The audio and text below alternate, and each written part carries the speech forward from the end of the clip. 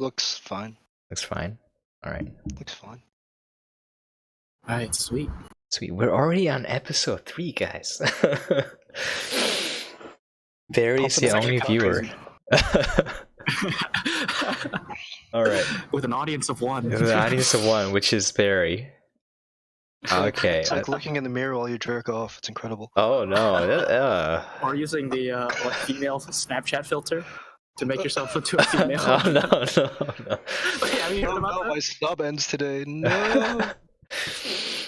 Let's see. All right, we'll do this. We gotta act professional. We gotta include some music into it. Be like, hello and welcome to the 3rd episode of the Badcast. We're talking about Taika Waititi. Yeah? We gotta have music. We gotta have music. That plays like an audiobook before they do each chapter. It's like, sure, or like we'll have an intro sequence. And I'll be, all right, welcome to the Badcast. Or officially the Badcast now, because apparently there is... the Badcast, because... Could be the Badcast. Yeah, Badcast already exists. We should workshop that. We should. The mediocre cast. Barry is against the name. All right. We don't have a name for now, and no creativity, so that's what we have for now. The soon-to-be changed cast. Episode 3, talking about Taika Waititi, specifically what we do in the shadows to hunt for the Wilderpeople. And boy, I think Isaiah's the only one who has watched that, right? Okay. Alright, going straight in. Talk about anything that you guys want to talk about. News, things happening in your lives, any crises. The police are gonna arrest someone. Oh, it's you. Wait. Do the police in Hawaii use boats? Because they're on islands, right? So I just imagine them so things that happen on the water, that's still Coast Guard. Oh, okay. So, yeah, my aunt actually, got married to my uncle out here in Hawaii, and she met because he was in the Coast Guard. Saving lives? Mostly saving drunk people. From drowning? From drowning, people being stupid. There's not too many, emergencies that happen, because anything super serious would be taken over by the military. Gotcha. Oh, what is that? That was a motorcycle going by. Fast and Furious. Yeah. But Hawaiian police officers, fun fact, a lot of them actually just drive their own cars, and they install sirens and lights on top of their is it like a budget thing, or cars. I think so. I'd say maybe 70%, maybe 80% of all police cars are police officers owning SUVs, and then they just get subsidized for however many miles they drive. That's very interesting. I just thought that they were all just a bunch of undercover cop cars, but it turns out they're police. They're just all police. Okay. All right, that's interesting. How's the food there? What do you normally eat? They have lights? Yeah, lights? On their private cars? Oh, interesting. But they don't have red, it's just blue light. So that's kind of weird too. They just flash blue, they don't flash blue and red. Okay. Maybe blue's more threatening in Hawaii, I don't know.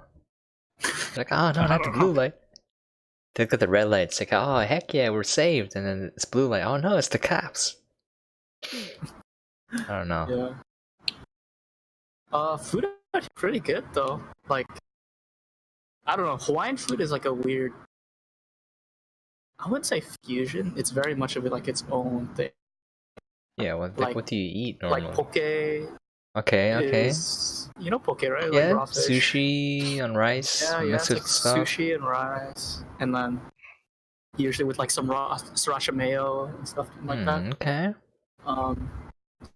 Spam musubi is what is that? It's like spam kimbap.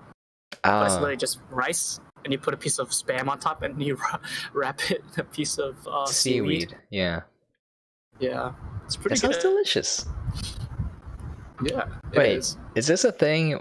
Putting fresh tuna, you just cook it on top of rice, and you're just eating it like that? Wouldn't that just be the same as eating. Hold on, you broke up there. 1 second. Wait, isn't that the same thing as just Yeah. eating like fish and rice? Yeah, I don't know. So someone from Hawaii was like, "Oh yeah, I just put tuna on top of my rice and eat it." I was like, "That's very interesting. Never thought of Yeah. it." I don't know if that's actually a Hawaiian thing or not. Makes sense to me. Okay. Well, I'm lagging. You know what's a great Hawaiian dish? What? Hawaiian punch. That's wow. Wow, Amazing. amazing. It's incredible. It is incredible. I could It's go the for best. some. Only authentic Hawaiian cuisine here. I actually can't drink it anymore because Yeah. when I was little, like, I don't remember the circumstances, but I drank basically an entire case of Hawaiian punch, and then I Okay. threw up, and it was just a big stream of red, and then I could never drink it again. It's like vomiting blood, but it was all Hawaiian punch. There's actually a scene like that that's relevant to our conversation at hand, because there's a scene in What We Do in the Shadows where yeah. Nick eats a French fry. And apparently in that world, if vampires eat human food, they just puke blood everywhere. Just imagine him just spewing a fountain of red. But it's like actual projectile. Projectile, yeah, They definitely actual. hooked up like a hose Yeah. and like taped it to his neck or something, and then he was just like spraying. What they generally use is a keg, actually. What? From what I A remember. keg can produce that much pressure? Yeah. Really? Yes, it can. Okay. Dude, A keg is Actually, an yeah, now impressive that you pressure mention it. vessel. watching you someone ever- stab a keg, Yeah, it like explodes. yeah. Yeah. Huh. Science. A Delta P, bro. So I need to buy a keg for filmmaking purposes. Of course, Yeah, obviously. for filmmaking purposes. Filmmaking. Filmmaking.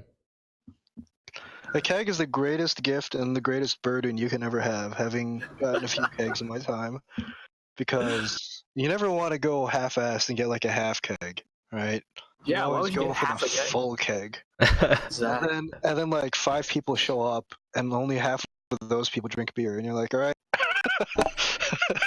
In for a penny, in for a pound. Yep. I drink everything. You're like, whatever. It was like $80. It's not It's bad. time to drink all of this myself.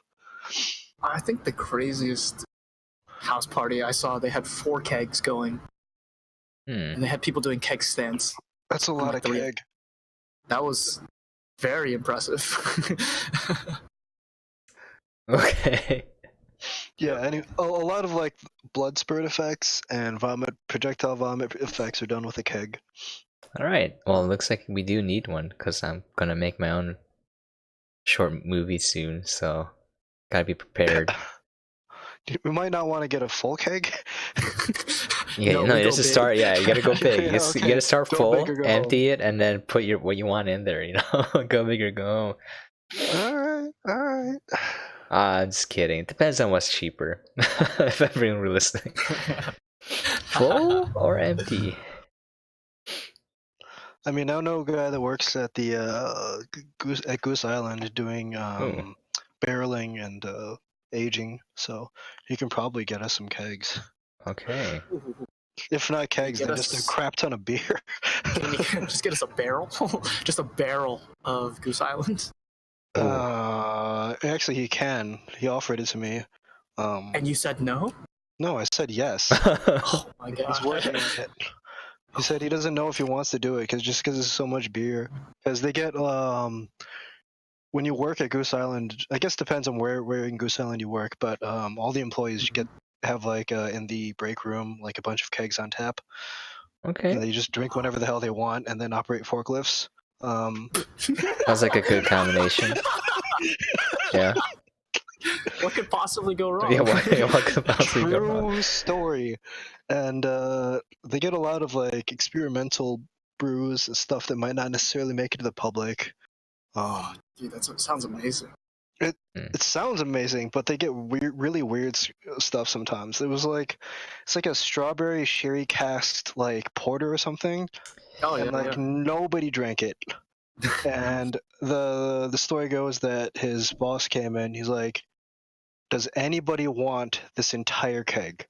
Because I don't want to keep it on tap, and I don't. I Someone just literally take don't the even. entire keg. I literally just don't even want to think about it." You know you've And my goofed. Yeah, and my buddy's like, can I get back to you on that? It's like, but Will yeah, it fit in my car? of course it'll fit in your car. But yeah, they get interesting stuff like that, and it's not necessarily a great thing. It's like a Sounds good to blessing me. and a curse.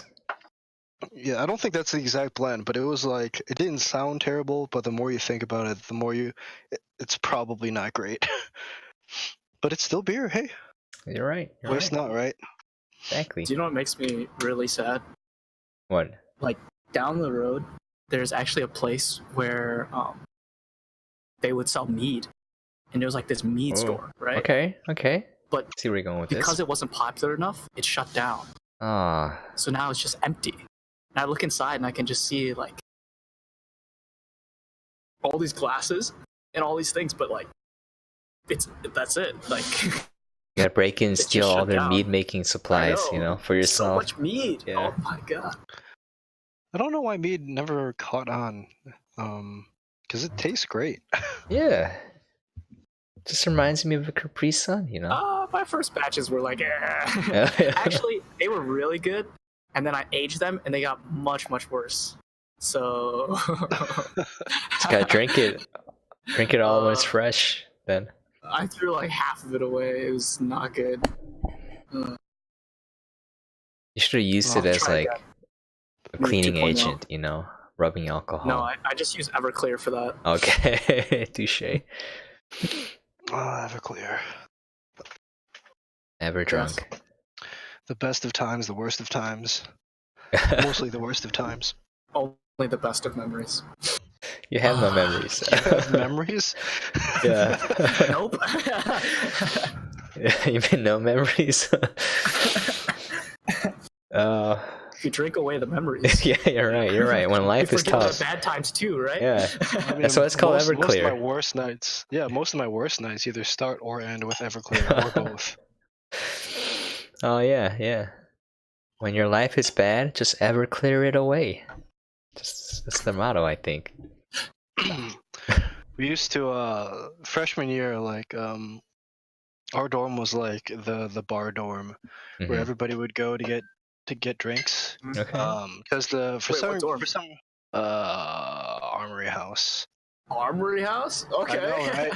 Yeah, bro. Armory House is the place where all the weirdos go. Let me tell you. Yeah. It's where all the No fucking one lives in people Armory live. House anymore. Exactly. Yeah.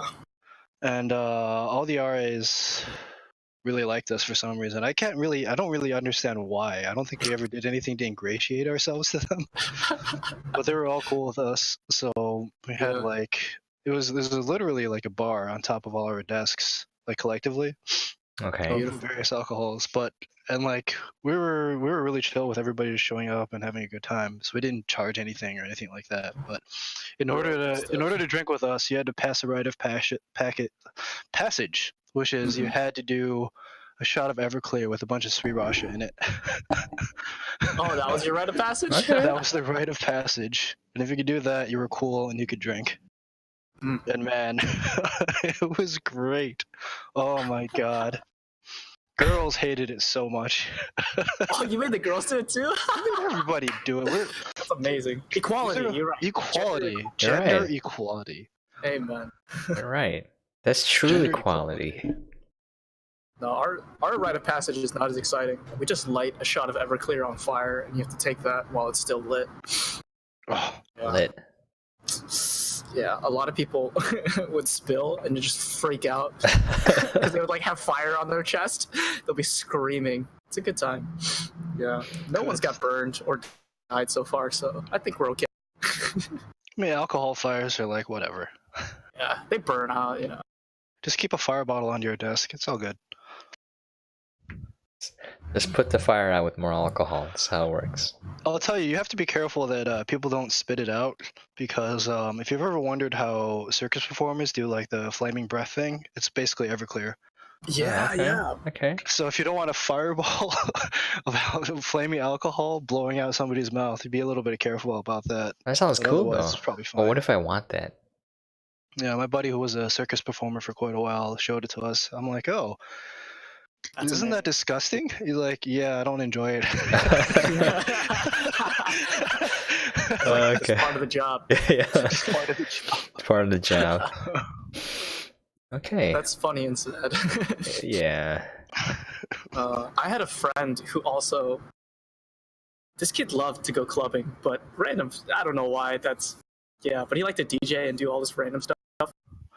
And he also knew how to breathe fires. And he spent a lot of time teaching me. And I practiced with water. So maybe one day I'll reach that next step of moving towards, Just do it. It was like a mixture. It wasn't like pure Everclear, but you had to get it. You had to get it right. Otherwise, it wouldn't atomize. Yeah. He also told me to make sure you blow like really hard. You have to commit, or else the fire will literally burn off your eyebrows. And I was like, oh, that's nice. Okay. Just wear eyebrow guards. It's okay. What are eyebrow guards? I don't know. Just imagining like tiny little like armor pads for your eyebrows. Just like I'm one on imagining each. you like lathering your face in like Vaseline or something. which maybe is not isn't Vaseline semi-flammable? I don't know. Vaseline's some very fun. Okay, yeah. Petroleum jelly. It's petroleum. Yeah. So it's Lather byproduct of it with petroleum, gasoline. so, What can go wrong? Exactly. yeah, apparently the creator of Vaseline, eating Vaseline would prolong your life. So What? he would eat a spoonful of petroleum jelly like Vaseline every day. Is this true? Yeah. It probably made him shit like like no other. Dude, it was probably so smooth. It was like zoop. It's like eating 8 bananas in the morning, bro. No. Why would you eat Vaseline? It sounds nasty. I don't know. I don't know how long he lived till. Yeah, Maybe it wait. worked, maybe it didn't. Wait, If he lived past 85, I think it works. I don't know. That sounds like luck, Good luck. Maybe. Maybe. Funny regardless. All right. We'll just keep moving on. I got a haircut. It was expensive, so that's why I get one every 4 months. Or every 3 Just months. be like me. Just one haircut every 3 years. Every 3 years, maybe. Good lord. Yeah, Barry. You've never seen a picture of me, I don't think, but I look like.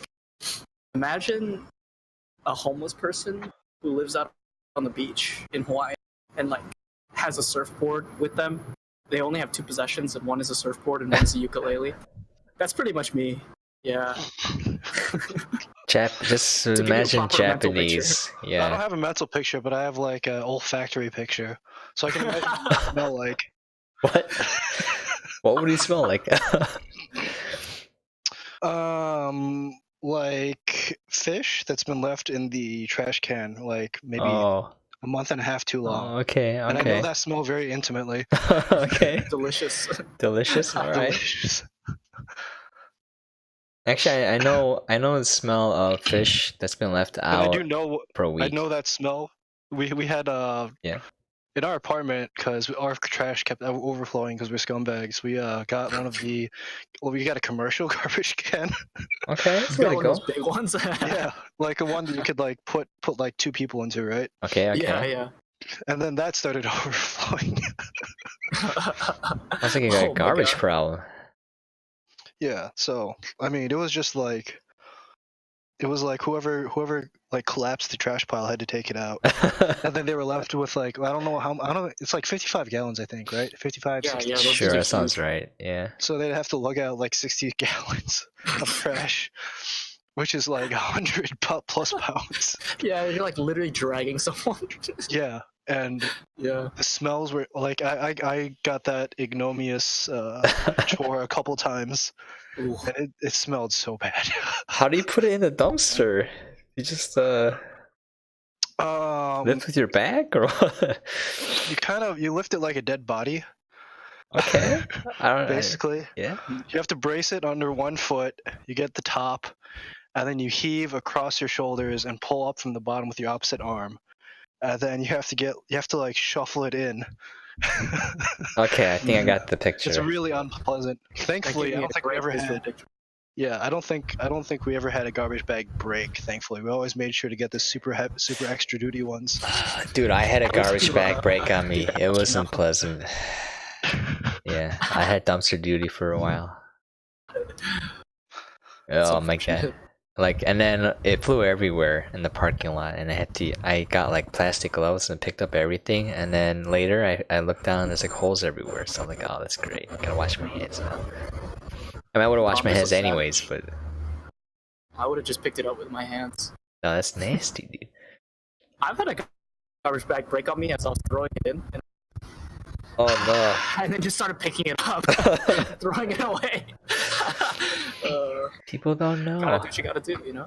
Gotta do what you It's gotta really do. bad because like with the number of beer cans we had, it's just a lot of like like stale beer puddling at the bottom. Yeah, okay. So it's like by the end of it, it's easily like a gallon plus of fluid at the bottom. So you're like just praying it doesn't break open. It's like, please don't. You're just stewing in all that trash too. Like, oh my god. Yeah, it's incredible. It was incredible. It was absolutely tremendous. But if the bag broke on you, at least You get free could never beer? be assigned garbage duty again, right? No, I mean, no, that's not how that works. You're right. You're right. That's not how We that don't works. raise weaklings here. Yeah, you're right. No, absolutely not. That's how the Spartans raised their kid. They're like, you lift this garbage bag, just full of knives Yeah, and if you- stuhave. Yeah, if you survive, you're a Spartan. If you survive the broken glass and all Yeah. the bacteria that's cultivating, you have become a Spartan now. I don't know what was living in there, but it smelled like bubonic plague. Ugh. Oh, that reminds me of a game, Plague Innocence or something about like the plague and rats. Plague Incorporated? No, it's like a story game with a girl and a sister. That's like popping up for a little bit.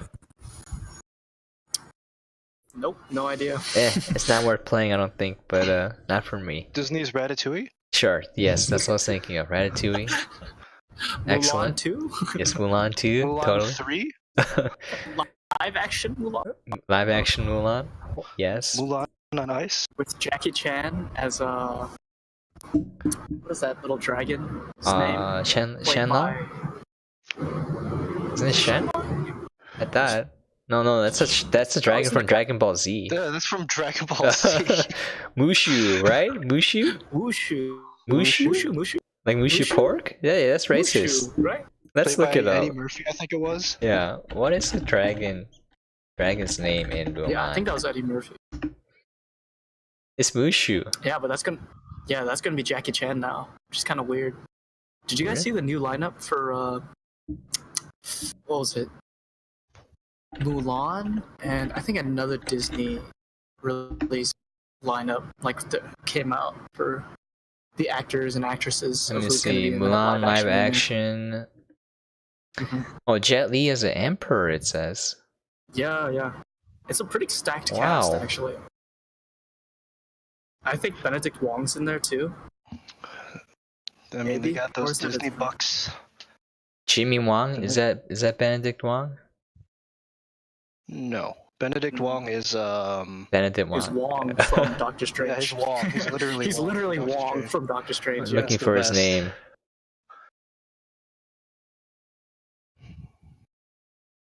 Do you know what we should do? We should talk about Asian martial arts movies. Oh, I'd be I think down for would that. be fun. Dude, I watched way too many. Oh god, we should start with Kung Fu Hustle. Dude, Kung Fu Dude, Hustle's oh man, amazing. I Wait, love Kung Fu Shaolin Hustle. Soccer. Shaolin Yeah. Soccer. Yes. Same Yes. team. We could talk about those two and some of his earlier works. Have you seen The Sure. Mermaid? It came out like 2016, maybe. No? Oh, I have That not. was also under that same team because it's like the same group of actors. Wait, dude, Donnie Yen is in Mulan. Yeah, Donnie Yen's in Mulan. Holy cow. Of all course these he martial- is. coming together. I'm blind. I'm blind. Are you kidding me? I'm blind. I was hoping he'd say, "I'm blind, not deaf," and it just reminds you of Warcraft 3. That was such a waste of Donnie Yen. Oh well. Could have been so much more in that. Could have been. Could have Or been. like Yeah. Fast and the Furious #6, I think. Don't. Where they Haven't seen had those Tony movies. Jaa. They had Tony Oh. Jaa in the film, and he literally fights for like 30 seconds a minute. And I was like, you had one of the most incredible martial artists, right, to ever be on screen, and you just wasted him. What can you So do? sad. Maybe they didn't have the money. You know, maybe it's. I think it's not the money, probably, right? I mean, if they had him there, Like we have that means they enough already money. paid all the money to have him there. Fast and the Furious is one of the most lucrative franchises of all time. They had the money. They didn't want to spend the money. They didn't, because they didn't think American audiences would like him or know and wouldn't care. True. Fair enough, I guess. All right. Anything We else? should definitely do. Yeah. What is it? The Protector? Is it that one with the elephant? With Tony Jaa. I just remember where it's like. It's John Wick, but with an elephant. Yeah, I remember what you're talking about. I watched that one, and the Annie just like takes these super drugs and like spits it on his like rope braces, and then he's just like, I'm ready. Like there's a spirit elephant somewhere. Just imagine it. It's like picturing the elephant. He's like, who took my elephant? Yeah. And he just goes on a rampage. It's like John Wick, but with an elephant. they stole his car and killed his dog. Oh. This says oh. Oh. It's like Baba Yaga. But Tony Jaga? I don't know. Tony Yaga. Yeah.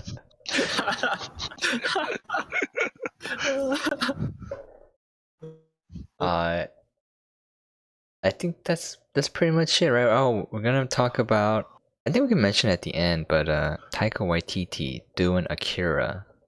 I thought that was dead, but apparently it's alive. So that sounds amazing. Yeah, I think. Yeah. What is it? 2021. 2021. Okay, that's something to look forward to, I guess. Projected release, so we'll see. Maybe, maybe not. I don't know. Have they moved past pre-production yet?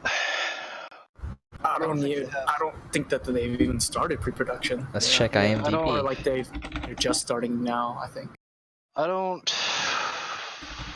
think it's gonna get made. I don't think it's gonna get made because Ghost in the Shell failed, and Battle Angel Alita failed. It did? Yeah, I mean... Oh, that's sad. It Box office, right? In terms of like money, how much its budget was, okay. In terms of how much it made at the box office. Yeah. Yeah. I don't even know what else. I mean, they sort of... Okay, what do you think is the most successful adapted anime movie of all time is? Adapted anime movie? I don't know. Because I think... I want to say it's Edge of Tomorrow. It's what? Really? I want to say actually, yeah. Might be the most, honestly. Like critically, yeah, I would agree with that. Yeah. Edge of Tomorrow did extremely well. Wait, Edge of Tomorrow's anime? Yeah. Yeah. It's what? All You Need Is Kill. Oh, what was the name? It was. All You Need Is Kill. Yeah, All You Need Is Kill. Yeah. Interesting. Okay. I was thinking Kill a la Kill, and I was like, that's definitely not. That's definitely not it. No. Okay. Fact update: Akira is indeed in pre-production, 2021. Yeah, like Isaiah said. They just started 2021. Mm-hmm. I'm not gonna have any faith in that until they start filming. Sure, that's fine. The Mandalorian is in post-production, so I guess that's done. Huh. Disney TV series for Star Wars. Yeah. And he's apparently directing a TV series for Time Bandits. Time Bandits? It's an old movie. Terry Gilliam. It was pretty cheesy if you watched the original movie, so I guess that's kind of cool.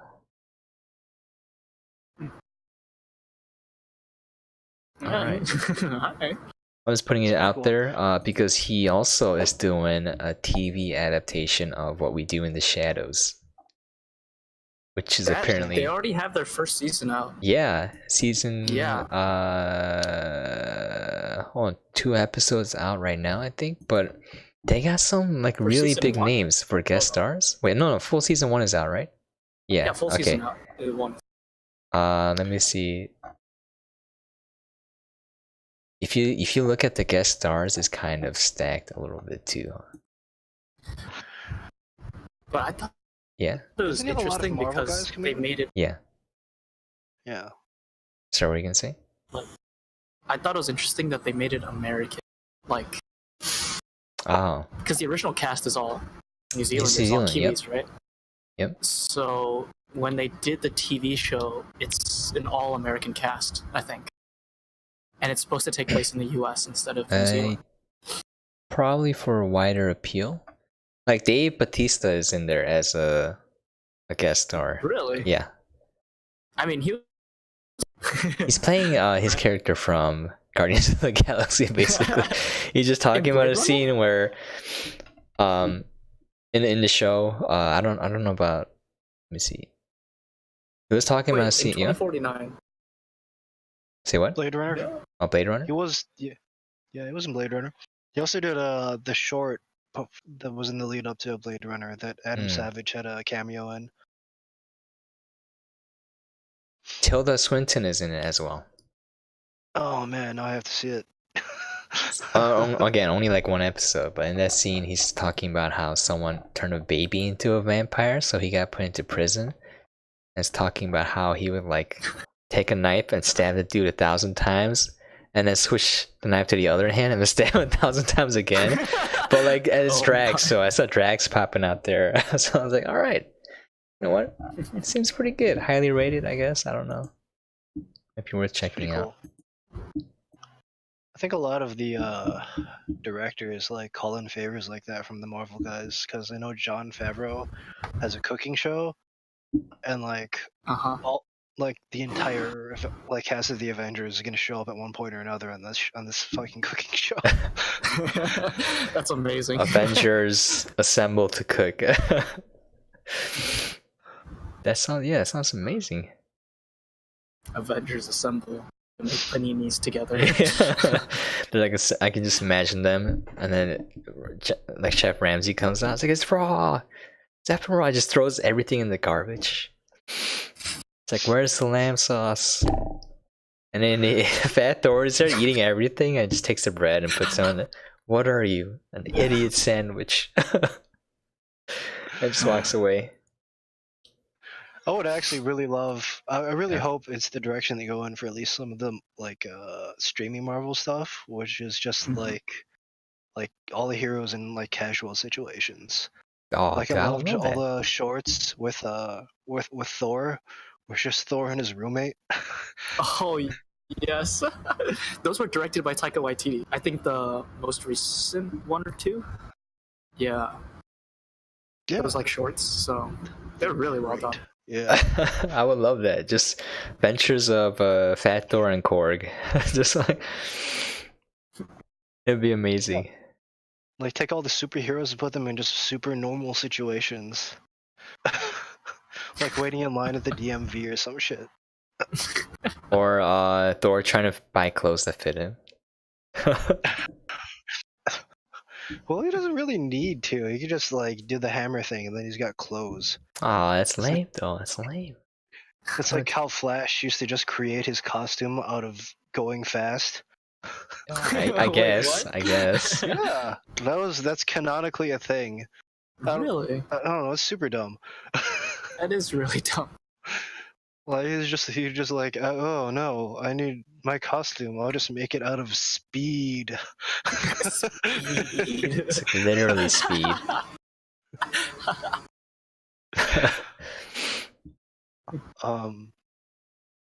Barry, did you watch like the CW shows, like Arrow and The Flash? I watched those. I've seen bits and pieces of them.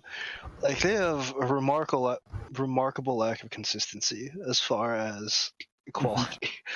There is some real trash in there. They change up directors every episode, right? They might for some of these. Yeah. Which is why like it feels so weird, and the story doesn't make sense. A lot Sometimes like 90% of the time. Sometimes the actors themselves direct some of the episodes. I remember, or co-direct. It's like, here, why don't you give it a go? You know, can't be that hard. But yeah, you know what? I actually enjoyed watching it for like earlier seasons, and it got progressively worse and worse.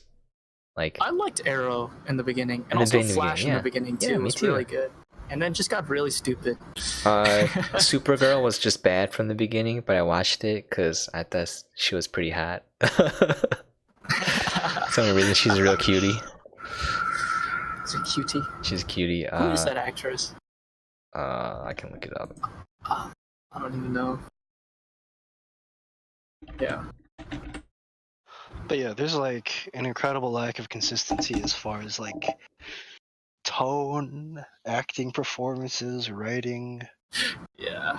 Basically all of the elements that make up like, you know, a TV show. Parts of it are pretty good though. Yeah. Yeah. No, definitely. There's some real charm. I don't know how to pronounce it. Melissa Benoit? Is it? It's spelled Benoist, but I don't think that's how you pronounce it. Right? Benoit, right? No, that's correct, Sam. It's Benoist? Benoist. That's how you spell it. It's pronouncing it in English. It's probably French, right? Benoit? Is that that's how I would imagine you pronounce it. I don't know. I'm just gonna say Benoist for now. I don't know. I took like 6 years of French. I wouldn't know what it was. You don't know? Okay. All right. We baguette. Video maker. Yeah, video maker. Yeah, I saw Legends of Tomorrow as well, and yeah. It's okay. What else did they have? There was more? There's more coming out. I think they made a Superman one, right? I think they did?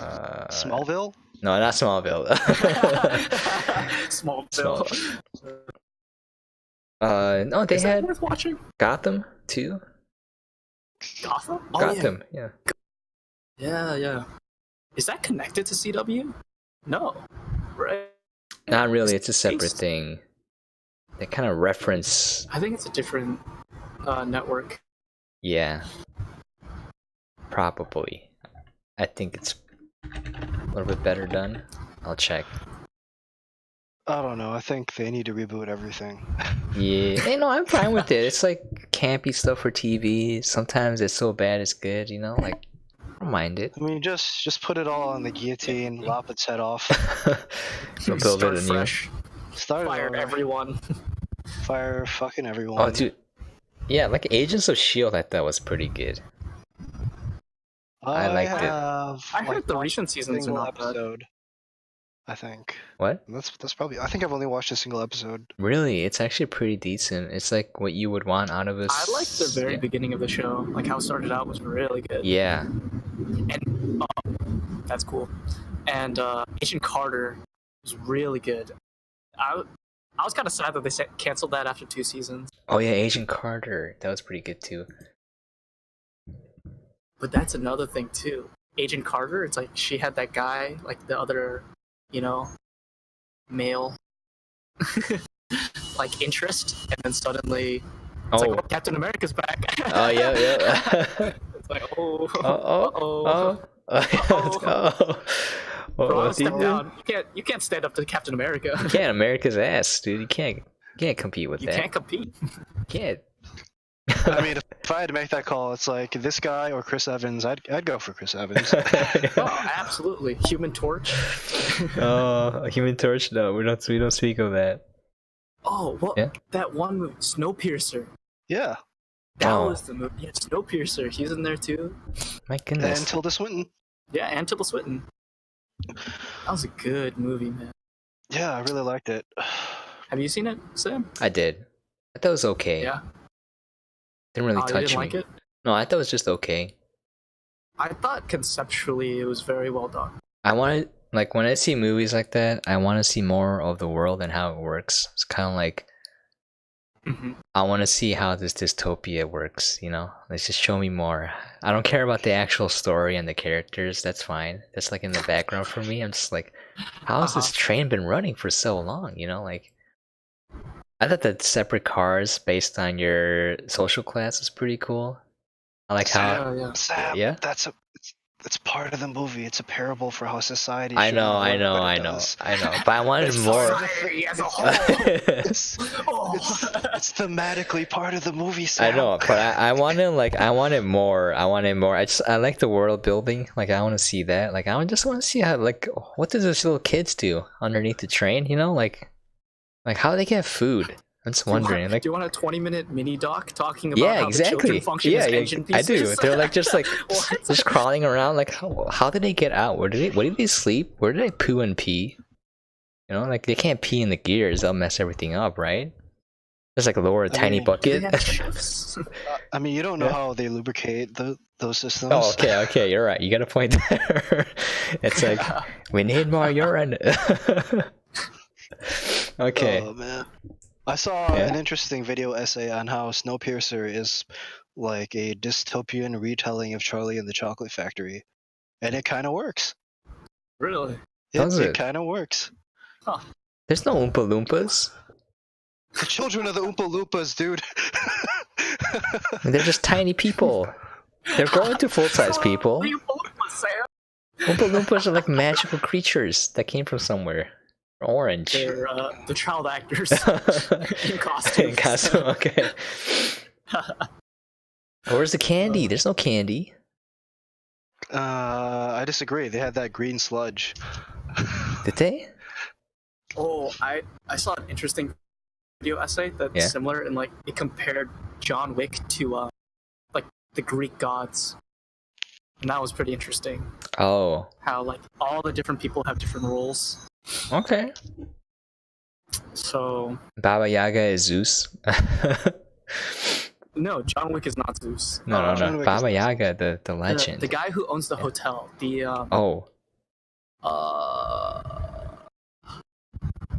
what's his name?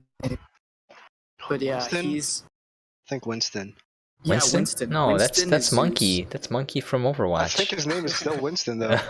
Yeah. No, he's Zeus, and then the guy who, and then the sommelier is like he provides him with all like the weapons and all of his tech. Okay. Yeah. I don't know. I'll show you. I'll link you guys the essay later. It's pretty interesting. All right. It's an interesting analysis. I'd say it's more of like a classic action trope where they kind of just simplify everything to be really kind of monosyllabic. It's present in other movies, like The Matrix is another one, obviously. Yeah, I love Matrix. First one. Where like here's the operator, and we don't need a lot of exposition or like character background or whatever, because he's just that's the thing that he is. you know, and the sommelier, you just kind of fill in the blanks with your head, right? Yep. Mm-hmm. Or like in a lot of classic action, you have the guy that does the one specific thing. Or another recent example, let's say Dread. You had the operator guy, and he was just the operator guy. Or about like Mission Impossible, he's the hacker guy. He'll hack stuff for you. Yeah. You don't like they don't have time to deal with storytelling. What is story? Like, the fluffy details, like story, narrative, character building. Exactly. Like we gotta have an action beat every 15 minutes, guys. You can't. We don't have time for this. Just speed it along. He does this thing. That's it. That kind of reminds me of like Lord of the Rings. I agree. Or like John Wick. Oh, sorry. I think John Wick is incredible because I think it's what directed. A lot of stunt choreographers were a part of the main crew, which is why it's like the fight scenes are incredible, but there's no story. I don't need story. But it's like you don't need it. Yeah. It's still an incredible movie regardless. Show me John Wick killing everything. That's all I need. He killed a man with pencil. Chad Stahelski? Stahelski? Yeah. Who's that? He's the director. Oh, The director? Is he He's a Chad. on stunt background? He's a Chad. Yeah. I mean, he's a stunt coordinator. Yeah. Originally, let's see. He worked on 300, X-Men Origins, Iron Man X-Men 2. Origins. Yeah, I know, right? He's got a very long, very Filmography. storied stunt choreography. Yeah, he's got he's got only John Wick. John Wick was his directorial debut. Wow. Oh, okay. Yeah, see? So, stunt choreography back goes into What? directing. And then He it's was in John Wick. Fist of the North Star? Hold on. Wait, is the Fist of the Wait, North what? Star live action? Yeah. What? I didn't even know this was a thing. Oh my god. Oh, it looks awful. It's a 2 out of 10. Oh. He was a stunt double for Brandon Lee. In The Crow. He was a stunt double for Neo. Oh, okay. So he was literally Keanu's stunt double. Okay, that's pretty cool. And that's why they have such a close relationship. Because they work together on The Matrix. Wow. Yeah, that's why like half like the Matrix crew just shows up in the film. Yeah, that's actually so true. It's like, hey, you want to do this Morpheus. Morpheus, come back. We need you to take care of these pigeons. All right, I think we spent quite a bit talking about other movies. It's an hour in already. At this point, we should just talk about John Wick. Yeah, we could. Honestly, we just should. You know what? Why don't we just go straight into Taika Waititi's movies? We'll start with What We Do in the Shadows, because I feel like that's... You know what? Why don't we start with Boy? Because me and Barry haven't seen it. You're the only one. Why don't you start off with Boy? Give us your thoughts. Do you want a plot breakdown, or do you want to like actually watch it, or? Yeah, give me a plot breakdown. I don't know about Or Barry. you just want to see what's interesting? Would that ruin it for you, Barry, or no? I don't care about Okay, spoilers. yeah, give us the plot. Listeners, the plot as well. Yeah. Boy is like this New Zealand kid, right? This Kiwi, super young, fun, imaginative, and it's like he kind of knew his mother, but she died at a very young age, giving birth to his younger brother. Okay. It was like a few years, like maybe 3-4 years. And then his dad just disappears after that, and he ends up actually going to prison because he stole a bunch of money. The dad or the boy? The dad. Okay, not the boy. just checking. Boy is just a different character. Okay. So, quite a few years go by, and he's like 7. Actually, no, how old is he? Maybe, I don't know, somewhere between 8 and like 10. I don't know. And Alright. his dad comes back with some friends, and his dad's like, there's some treasure that I left behind. While he was running away from the cops, buried his money in the field right by his like childhood home, which is where Boy and all of his siblings live. And like his younger brother, and then all like siblings. I don't know how they're related, but Alright. This is starring the fat kid from Deadpool 2?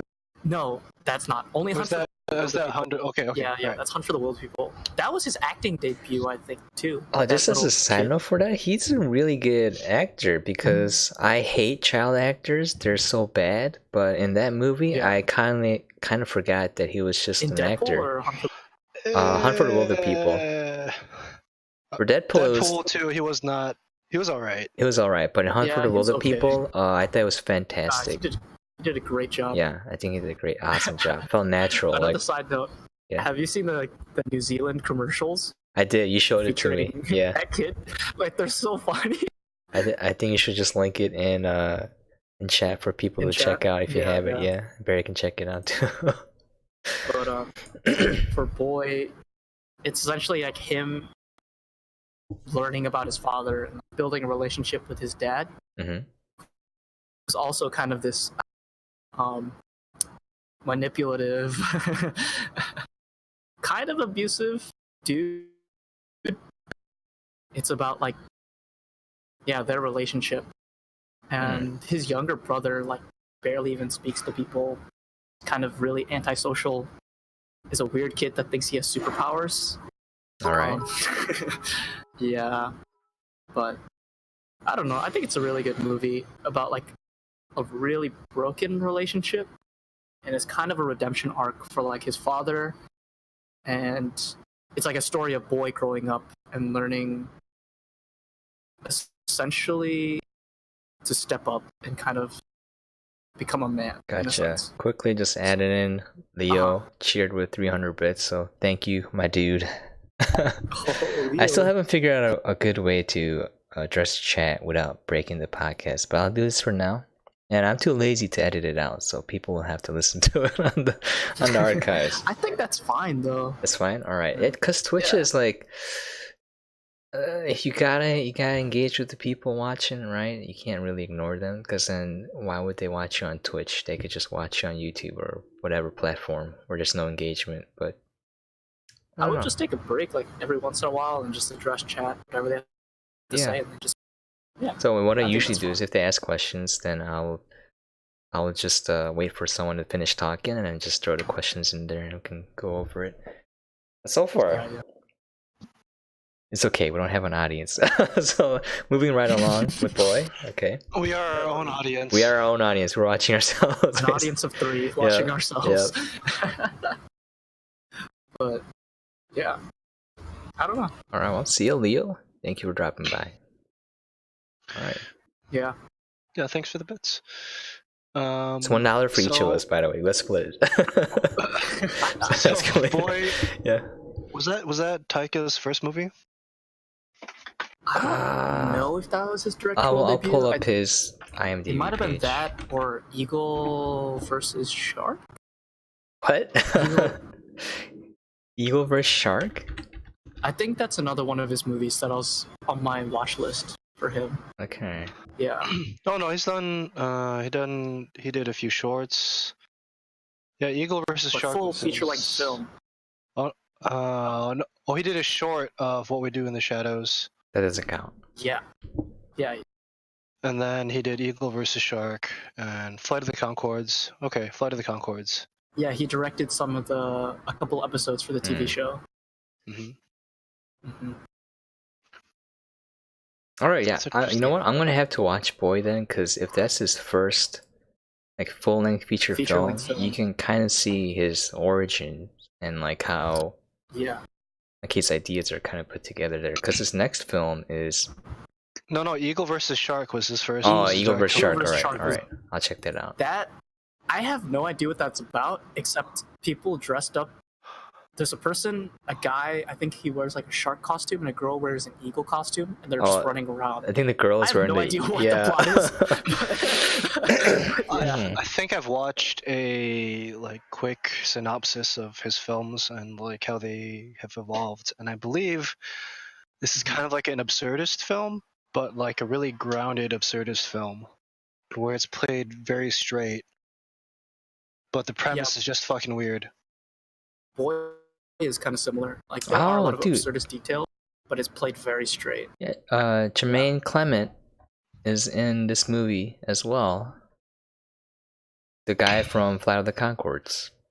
Yeah, he's in. I didn't realize it, but he's the dude. He's Vlad in What We Do in the Shadows. Yeah. I was like, why didn't I notice? It's kind of obvious. Yeah, they've been working together for a long time. Yeah. All right, cool.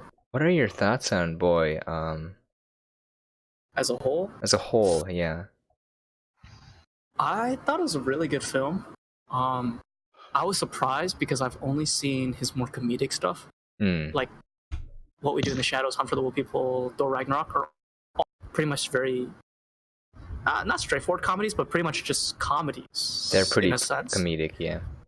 But I wouldn't really define Boy. It was very serious for a lot of the films, and it's kind of dark. It's kind of dark humor in some bits. Like there's things that like that shouldn't be funny, but it is. And it's kind of dark. Or it's like his dad is a drunk, and they kind of just glance over that, like, oh, whatever, it's his life, right? It's like, oh, It's like, oh, oh, yeah, and they okay. play it for laughs sometimes, but oh, but yeah, so it was surprising to me.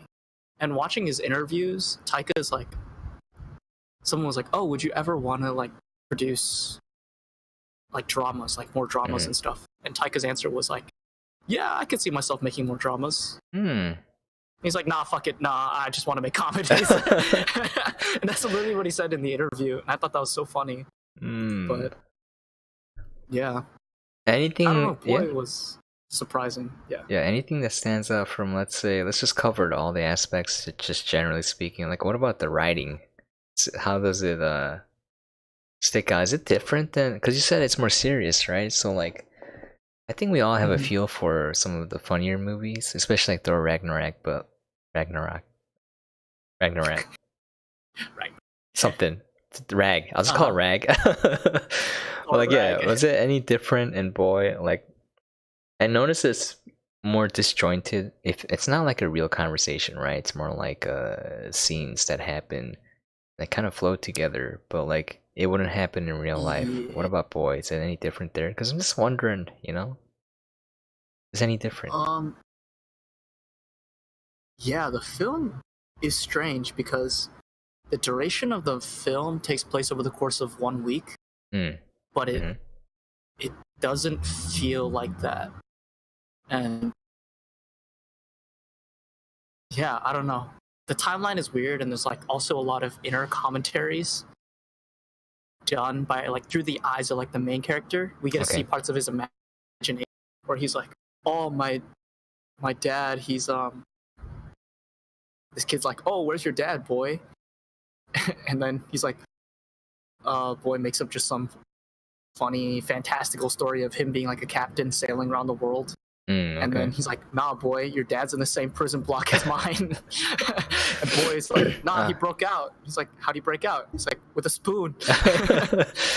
But when he's saying that, you actually see scenes of Taika Waititi, who plays his dad, like digging out of prison with a spoon. Wait, is that really happening, or is that his imagination?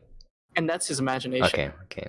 Yeah, and there's like a lot of funny, whimsical little stuff that they do like that, which I honestly really enjoyed. Wait, as a side note, though, like the more comedic ones. Does he not have a name? It's just named Boy? Nah, he does have a name. I can't remember, but everyone calls him Boy. Is there a purpose to that? Is there a thematic purpose to that, or no? It's just... Wait, I missed the question. What was that? Is there any like reason why he's just called Boy?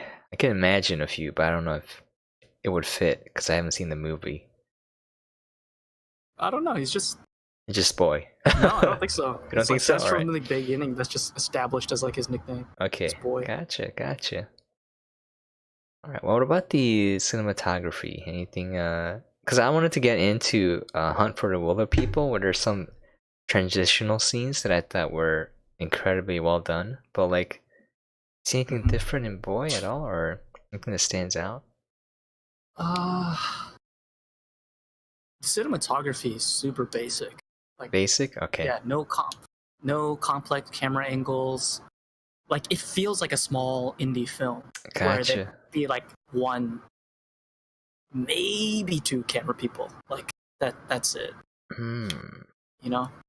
Okay. A lot of times the camera's stationary, just sitting on a tripod. Maybe pan left, pan right. Zoom in, zoom out? No? Like, that's it. Okay. Yeah. Just checking. But, yeah, it just feels like a small indie film. Gotcha, alright. Nothing too complex. Like, Hunt for the Wilderpeople is a huge step up from that film. It was. That's what I wanted to ask, because that movie has some...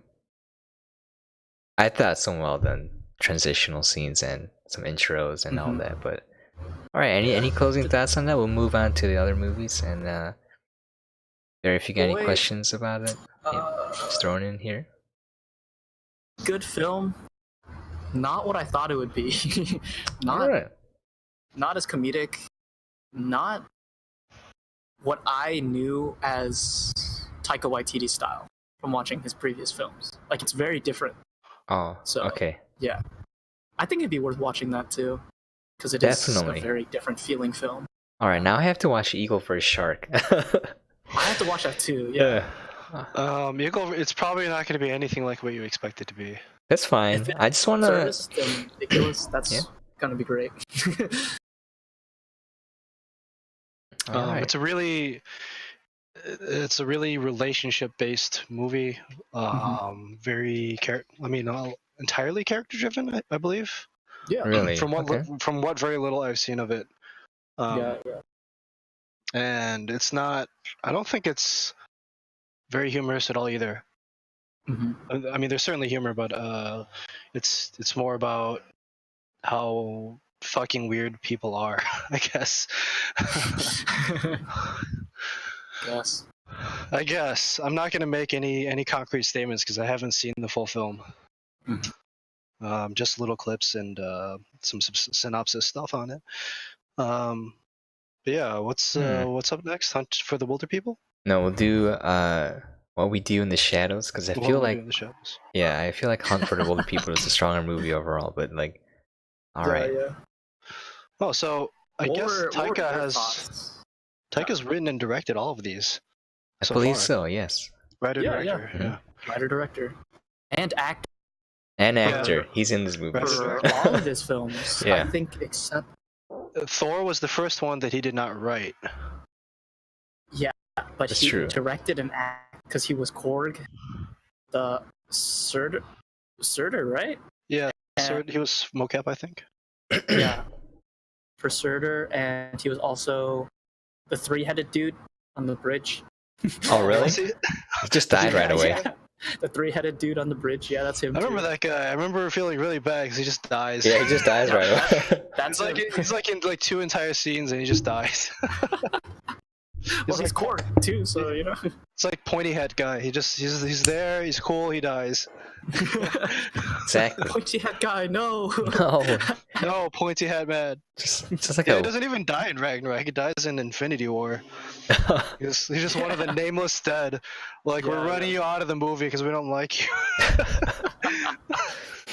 Oh man. No.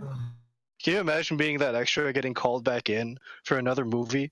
You're like, oh man, lay down on the ground. It's like I'm finally getting my break, man. I'm in these Marvel movies. I'm getting recognized. You gotta lay there and be dead. Oh. Yeah, I would totally do that. You know, I'd totally for an hour and a half. Yeah, I would totally do that, dude. I mean, he got paid. He got paid, but how much? Don't you get paid like $100 though, right? Or more? It entirely depends. Okay. It entirely depends. I thought it was like 100 for like a few seconds or something. It's like, here's I believe if you get cast specifically, it's a different rate. Oh. If you get cast like as an extra, because usually it's through like a casting company or like whatever production company, they'll just like show up on this day. We need these ages, these genders, these body types, and find us these people. Yeah. Go. We need 3,000 of them. You get $100 each. But if you get like actually cast, even if it's like 3 frames on screen, even if you're entirely cut, then you get a different rate. Makes sense. All right. Yeah. So pointy hat guy, I hope you got cast. Pointy hat guy, we'll remember you. We'll remember you. You will be remembered. Gone but never forgotten. Exactly. Never forgotten. Pointy head man. Three head man. His line was That was it. That's more than the 3 head guy. Pointy hat podcast. Pointy hat podcast. Okay, all right. You know what? Yeah. Dead but never forgotten. That's our motto. Dead but never. Yeah. We will be remembered. Tribute to all the extras that had brief moments in film and then were lost. Yeah. We'll erect a memorial like an Endgame. all the extras that have been on screen in unforgettable movies, but in completely forgettable moments. This is gonna be huge, though. That's gonna be huge. Huge list. It's gonna be bigger than the one. Hey, we could just call ourselves the three-headed pointy hat cast. There we go. Because there's three of us, right? It's a mouthful, but three-headed pointy hat cast. No? Okay. We'll workshop this. We'll workshop it. We'll get feedback, you know?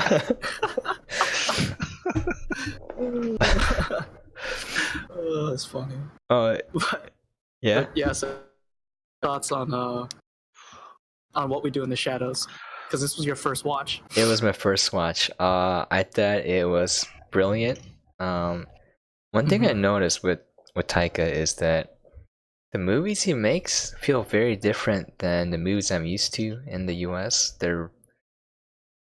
I want to say the movies in the US are too commercialized. Like, they have all these things that kind of check a box off the list, right? Like, you gotta have this to appeal to a large amount of people. Gotta have advertising in here. You know, they're like pandering shots on like brand name logos and everything. But when I watched this movie, it just felt like a dude who wanted to make a movie about something. Just got an idea in his head. It's like, what if 3 vampires were flatmates? And then, you know, he just makes this movie, and you can kind of tell because there's none of that in there. I think there is a short scene in Hunt for the Wilderpeople. I can't tell if he was doing it to put sponsors in there or just funny, but it worked. All right, that scene in there. But like this one didn't have any of that. I feel like it didn't have needless action or violence. It didn't have like needless nudity or sex scenes. Like, it was just everything that he wanted to put in there. He put it in there, and it felt like a Taika package, you know, like everything that he wanted. It was just him making a movie about something that he wanted to make a movie about. Whereas I think most of the films I'm watching kind of feel like a movie made to make money, you know. I know it's like very vague and maybe people disagree, but when I was watching it, it felt more honest, like earnest, I would say. Kind of something I don't find in a lot of movies nowadays. And also it's good too. Like, it's the problem I had with the indie scene where or small scene, maybe they're not independent, but like, you know, like for indie music, it's not indie music unless it's bad. You know, like in the 90s, you know, like, you know what I'm talking about? I mean, now it's good, but like, you know, at least when I was, you know, in that phase, all the indie music is garbage. It's just like, we're independent. It's like, no, you're just bad. I liked them before they were good. Yeah. They were never good too. Like, yeah, exactly. Why did they get good? Yeah. What if they don't get good? And for this, it was like a well put together movie. Like, it was solid. Like, the acting, the cinematography is like nothing outstanding. You know, when I watched it, my mind wasn't blown, and I'm just like, this is not the best film that I've seen, but I liked it. I wasn't bored the entire time. I was engaged with it.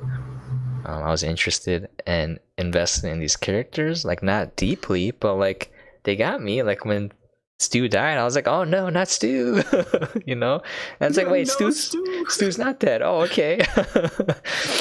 But like that's what I felt. I know it's very generic, and like the story and all of that you know, was kind of it didn't touch me as more what am I trying to say here, like the actual way the movie was made and the pacing of it and like how different it felt kind of made more of an impression to me than anything else, because I've seen funny movies before, you know, like I've seen yeah, it just, that's one thing that I kind of want to see.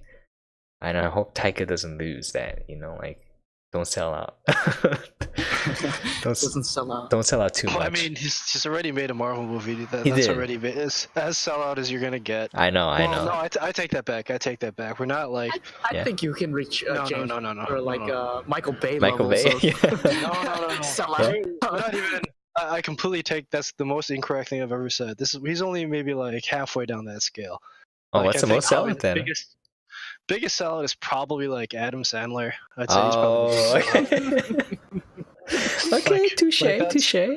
That's probably like the Marianas Trench of the deepest level. You can't plumb the depths. Like, it's nothing when can you survive truly there. throw your life Yeah. away. Yeah. All right, good point. Huh. But when in doubt, it's product placement. Product placement, yeah. Yeah. If every frame is a painting, if there's a Coke bottle in your painting, it's for a reason. Yep. Hey, I love Coke, by the way. Just saying, throwing it out there. If Coke wants to sponsor us, I'm totally down. Nothing has ever not happened as much as that's not happening. Yeah, I know. I'm just saying. Just imagine. I think big, you know. A boy can dream. Okay. Boy can dream, exactly. A boy can dream. But for the actual movie itself, I thought it was pretty funny. It was a mockumentary style. Mm-hmm. Didn't really break the fourth wall as a die would in that kind of style, but it doesn't. The dialogue is incredibly witty. Well, again, I noticed certain things too. Like a lot of movies do this too, where it kind of make things happen to go to another plot point, you know, right? Because they want to drive the story in that certain direction. So I know it's for Taika. He does that, but it's not for a plot point. It's more like a moment that he wanted to happen. Like it's all about those, like, those people moments. Interacting in some way, and like it's very funny and very imaginative. It's very creative. And for that to happen, there has to be a reason for it to happen. So I noticed there's some scenes where that happens, and I don't got a problem with that at all. You know. I mean, if you don't have a problem with plot contrivances getting people from point A to point B, why did you dislike The Last Jedi? Oh, wait a minute. Those are strong words. I should leave. Actually, yeah. This podcast is over. We're now called The Last Jedi is Good podcast. I mean, we can do that. That can be a debate, you know. It'll be me and Isaiah versus you, and it'll be like a 5-hour long debate on like people arguing. I mean, I don't know why you'd want to talk about being wrong for 5 hours. We need to get a moderator in here. Okay, we need a moderator in here. The speeches as well. Yeah. We're gonna get banned. Yeah. They're gonna. Oh man. Anyways, no, that would be a fun. I think also very funny talk, because everyone just trashes on that movie. So like, someone not trashing on that movie would be a change of pace, I guess. I would agree with that. Yeah, right. Like, I think people have kind of worked themselves into like, I don't know, a berserker rage over this movie for some reason. And like, I know, I'm just like you could visibly track the sharp decline in audience rating as reviews came in, right? Because the initial audience reaction was like, like okay. 80+%. Okay, really? It was pretty respectable on RT, and like I mean, it was critically acclaimed, like across the board.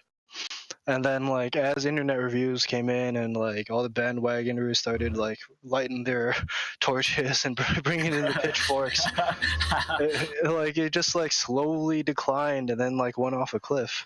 I'm like, okay, I guess we're all sheep. That's cool. Okay. Also, cool. Someone dropped by in chat real quick. It's haha. My man Cam. My Cameron. Right, yeah. It's 10 Ha's, by the way, if you want to say his name. You can see him. Ha. But yeah, also another thing, like, I didn't think Star Wars was that great to begin with. I think nostalgia is very powerful, and if I were to rewatch the episodes 4 through 6, I wouldn't say it's the greatest trilogy ever. I think there's some incredibly well done things. Greatest trilogy ever made. Indiana Jones. Don't at me. Crystal Skull, greatest movie. They were the best movies that were accidentally made. Yeah, exactly. A New Hope, the more you learn about the production of that movie, the more it seems like a miracle that it turned out the way it did. Totally. Like, I have so much respect though for the Star Wars movies, like the original Star Wars movies, because of the lengths that they had to go through in order to produce that movie. Yeah. Like A New Hope is ridiculous. Like, Empire Strikes Back. I'm pretty sure George Lucas, like his wife, deserves probably the most credit. I think she was one of the principal editors for Star Wars: A New Hope. Really? Is that she essentially saved Star Wars as a franchise. Okay. Wow. Is he still married? Because If he got I don't know, I divorced, don't- that would kind of explain the prequels. Just throwing it out there. Just saying. Maybe. Well, I don't know. So, like, the original construction of that film was awful. Hmm. It's Yeah. like, wow. If you can edit a movie and make it worse, this is an example of how you can save a movie in the edit. Like, probably the example. The example. yeah. Oh, okay. Damn. Crazy. Alright, we got a little off topic there. We're talking about What We Do in the Shadows, movie by Taika Waititi, released in 2014, I believe. Yes. Yes. And then released for American audiences in 2015, I want to say. 15, sure, Yeah. that sounds right.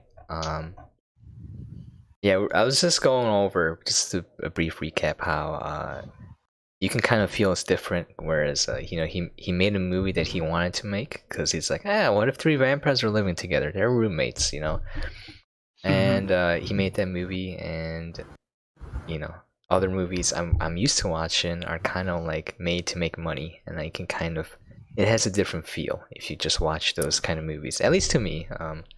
Yeah. Yeah. You can tell that there's passion behind the project. Exactly, and, it's like, passion. he made something he wanted to make. Yeah. It's not flashy too. I noticed that every scene that was in there was there because Taika wanted it there for a reason. Like for comedy, Yeah. I noticed that he does this in Hunt for the Wilderpeople as well, where he needs a scene to transition to another scene. He'll just make quick cuts, kind of like it happened in Thor Ragnarok. You know the scene where he kills Surtur? And then he just chains the skull to his back, right? It's just like 3 quick cuts where it's just like chains it up, straps it on, and he's gone, right? So like he does that in Hunt for the Wilderpeople too, where the boy's leaving and just like backpack, boom, boom, boom, and now go to the next scene, right? So I kind of like that. It's kind of like whoever's that. It's very quick. It's very quick. It's Whoever's very doing fast. the editing, I think, is on point with cutting out everything that's unnecessary to the vision of the director.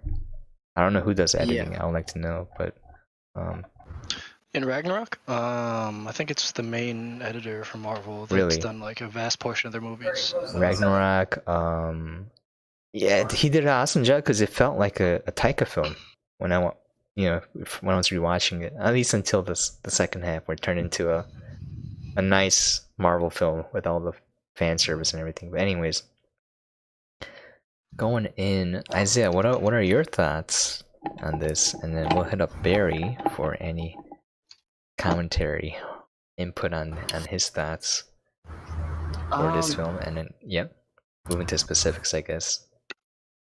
I really enjoyed What We Do in the Shadows. I think it's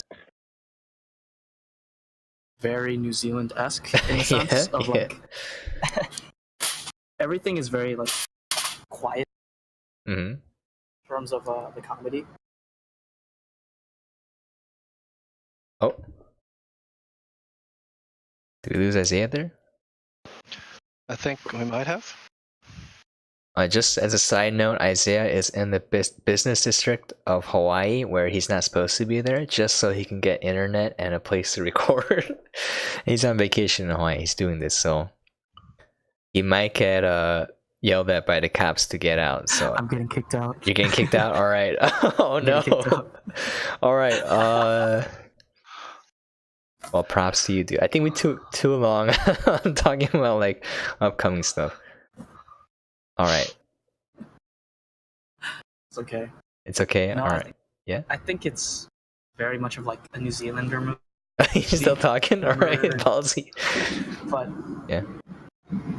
I don't know. I really enjoyed it because it does feel very much of like a passion project indie film where he just kind of does whatever he wants and just goes with it. But I was so surprised watching it now after seeing Boy because it's so different. Yeah. Like it's so different in terms of tone, in terms of even some aspects of the comedy. It's different. Yeah.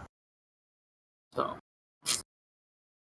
it was strange watching it a second time, but I still enjoy it. There's a lot of little things I never noticed from the first movie, like when he's talking to Stu about, oh yeah, I'm a vampire. Yeah. I realized they did that scene to make it be like parallel to him like coming out and being like, I'm gay. Oh, really? And that was something I didn't notice the first time. I thought that was so. Oh, so yeah, subtle. yeah. Okay, you're right. You're right. Yeah. You're right. He's like, yeah, I've been a vampire for like a couple weeks now, and yeah. But I should probably go. All right, dude. But you boys have fun. We got this. Yeah. We'll make it short and sweet, you know. Yeah. Yeah, All this right. one won't go for 5 hours. No. We hit 4 hours last time. We gotta cut it short, dude. Yeah, we gotta cut down on these. All right, we gotta figure out a recording situation for you where you won't get kicked out.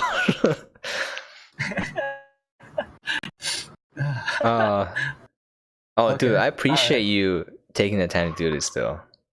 Yeah, no problem. Yeah. Don't worry. When this takes off, it'll pay off. I gotta go. All right, see you, man. All right, I'll see you guys. Until I'll be next watching time. the stream. Okay. All right. Thanks, dude. Bye. Bye. Bye. All right. There you have it. Isaiah got kicked out. It is. It's 2 a.m. right now where I live, but what time is it in Hawaii? It's GMT 9 minus... Okay, yeah. Yeah. All right. Well, I'll just continue Isaiah's thoughts and then get input from you, Barry. But like, it's the dialogue is very witty. The comedy, it's like delivered with a straight face. You know, it's like beginning scene where it's like, all right, it's talking to a vampire. It's like, what did you do? And the guy's like, I turned into a dog and had sex. And I was like, all right. And the other guy's like, all right, that sounds great. Just closes the door on him, right? And like, I think the situation is what makes it funny too. It's like driven by the dialogue, but what's happening is so absurd that it's funny. So like, it's 3 vampires, and one of them has he got the duty to do dishes, and he hasn't done the dishes for 5 years. So they're like having a meeting. Yeah, they're having a flat meeting, and they're like, all right, I'm not gonna name certain names, but Deacon, you haven't done the dishes for 5 years. And then they're fighting, right? And then it ends with him, and the scene ends with him washing the dishes, and it's like all bloody too. And it's like, we're vampires, you don't need to use dishes, right? And like, there's another one. I'll give you another example where like, the dude is talking about like, hey, you ate someone on my nice fancy couch, and then now there's blood all over it. It's like, why don't you just like, you know, put newspaper on the floor and put towels everywhere? And the other guy's like, that's stupid, we don't do that. I think there's some vampires who do that. And then like, in the middle of the movie when he's trying to kill someone to eat him, you see him like talking to a girl on the couch, and he's in the middle of talking, he's just like patting down newspaper on the ground and just setting towels everywhere. It's a nice touch, you know, like, because he thought about it. It's like, well, how would vampires eat people, and like, you know, how would you take care of the mess, right?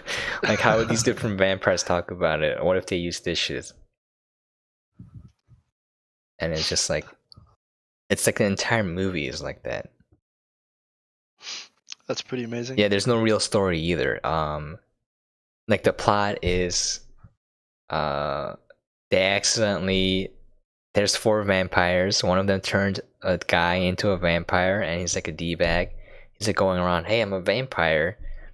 And then he has a friend Stu, and everyone likes Stu. He's a like a analyst, and he does all this IT stuff for the vampires.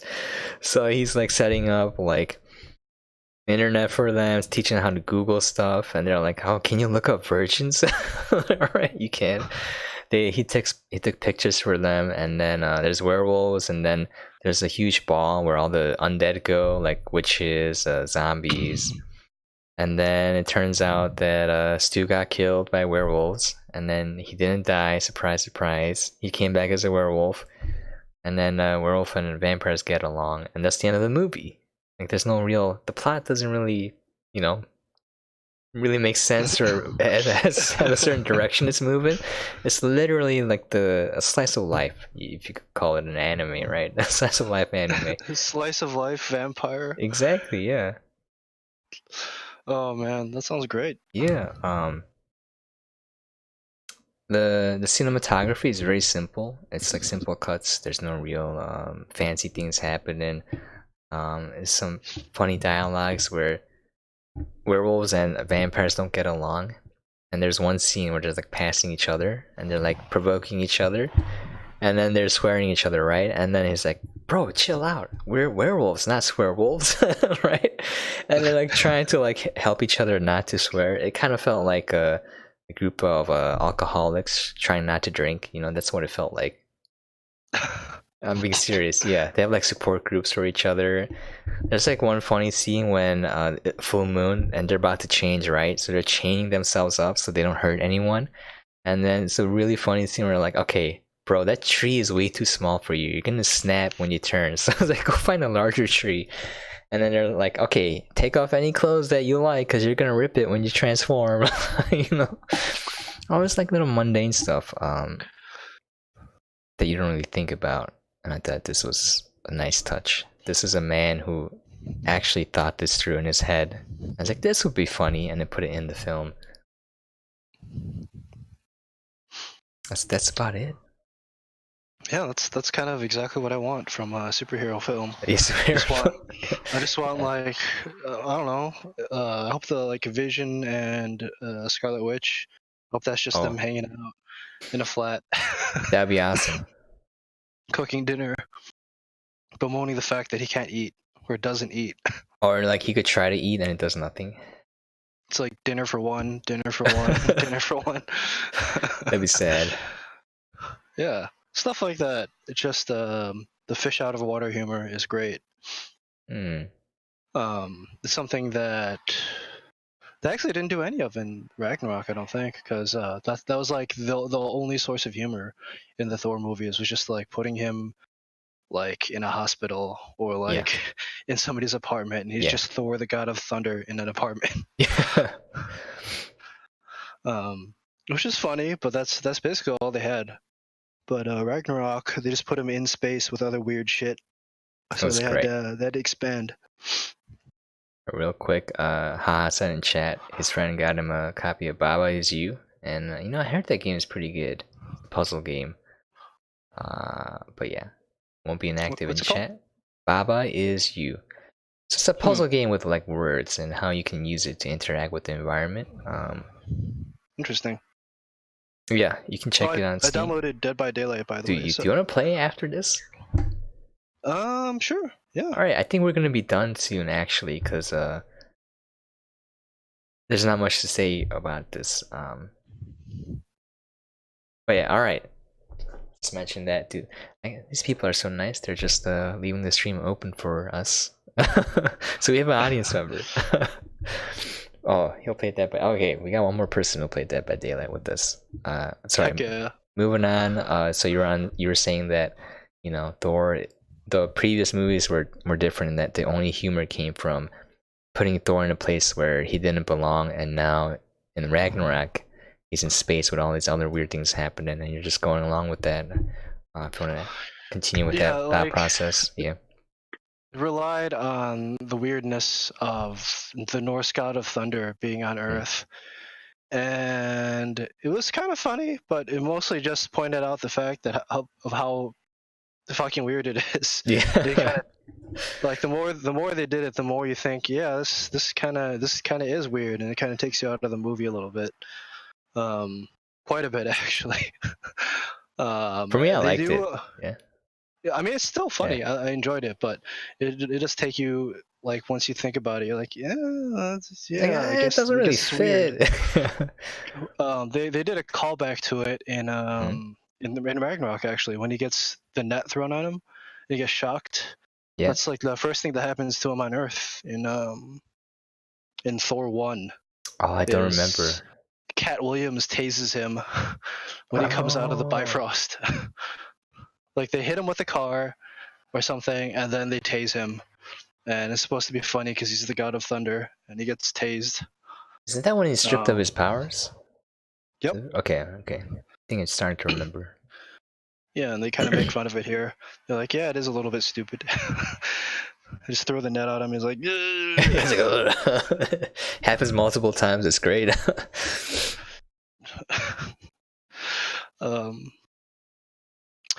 Yeah, I think I can kind of understand why he did so well with Ragnarok, because he's good with dealing with like really embracing the weirdness and having fun with it. Whereas, as I said, like in the first two Thor movies, they're kind of just making fun of how weird it is. And Taika's like, no, we're going full weird. Oh, full weird, dude. Going weirdo mode. My good. Oh man, like that's what I felt like in What We Do in Shadows. Like he's like fully committed to his vision of just these weird, sad vampires living as roommates. And like, it's if you really think about it, I like how he doesn't care what people think vampires are like. He just like, this is my version. I'm gonna put it out there, and then it just works somehow. Like, doesn't question the fact that people are dying. You know, like they have to eat, so they're dying. And like, if I was in a small town, wouldn't you be like, why do we have like half the people left? You know, it just fully commits to it. Yeah. Okay, I think you gotta check it out. I want your opinion on the movie later, whenever you watch it, because it felt like a cross between a TV show and a movie. That makes sense. Like, no, it makes sense. Yeah, like it spends more time developing these characters. I felt like I was watching a season of a TV show in like 90 minutes. So rather than like spectacle or like plot points, it's like all about characters and their interactions with each other. I was like, oh, okay. And I can see why they made a TV series out of it. Like it fits for TV. I bet it's because he had done Flight of the Conchords. So Totally. I bet a lot of the shooting for What We Do in the Shadows was probably shot a lot like they would do a TV show. It felt like it. It felt like The Office. Yeah, The Office except with vampires. All right, we'll just move to The Hunt for the Wilderpeople. Just one side note. So, like Isaiah pointed this out. I keep forgetting it though. Like that wooden fork joke, where like in Ragnarok, where he's like, "Would you like a wooden fork?" He's like, "Yeah, I guess it wouldn't be handy unless there were 3 vampires huddled together in close proximity," and just referencing What We Do in the Shadows. At that, touche. Now that I've seen the movie, I can get that reference. And it's moving on. Hunt for the Wilderpeople. I thought this movie was fantastic. You can kind of see. I think he had a bigger budget, and I think he had a bigger vision for this movie because it opens up with this huge slow pan of the wilderness, like from a helicopter. So it's like you can tell there's more money right away. And then there's some transitional scenes with that were amazing, where it's the camera is slowly panning around in a circle, right? And then the actors are doing something, and it kind of overlaps, so that they're in one place, but then they're in another place at the same time as the camera is panning. So it's kind of giving the feeling of time passing without making cuts, visible cuts. So I thought that was pretty neat. I want to copy that because I think it's pretty easy to do. You're just panning the camera, making sure the camera stays in one spot, and just reshooting those scenes until you get a smooth transition. But those were used a lot. There's one really nice cut. It's a long take too, where it's rotating and the cops are trying to chase after these people, and it shows this like everything that's happening as the camera's panning around in a circle, and then it finally stops where it started, and then they take off. And I was like, this is well shot, like it's smart. Coming from like What We Do in the Shadows, which was shot kind of like The Office, this was kind of it felt more like a movie. But anyways, moving on, I'll just give a brief plot summary. There's this kid. It's the kid from Deadpool 2. He's great in this movie, by the way. He's a foster kid who's been moving around from family to family. Finally finds a home in the wilderness. There's this old lady and a grumpy guy. Sam Neill is a grumpy dude, and they're taking care of him. Sam Neill's in this? Yeah, Sam Neill's in it. He's the dad. He does a pretty good job, but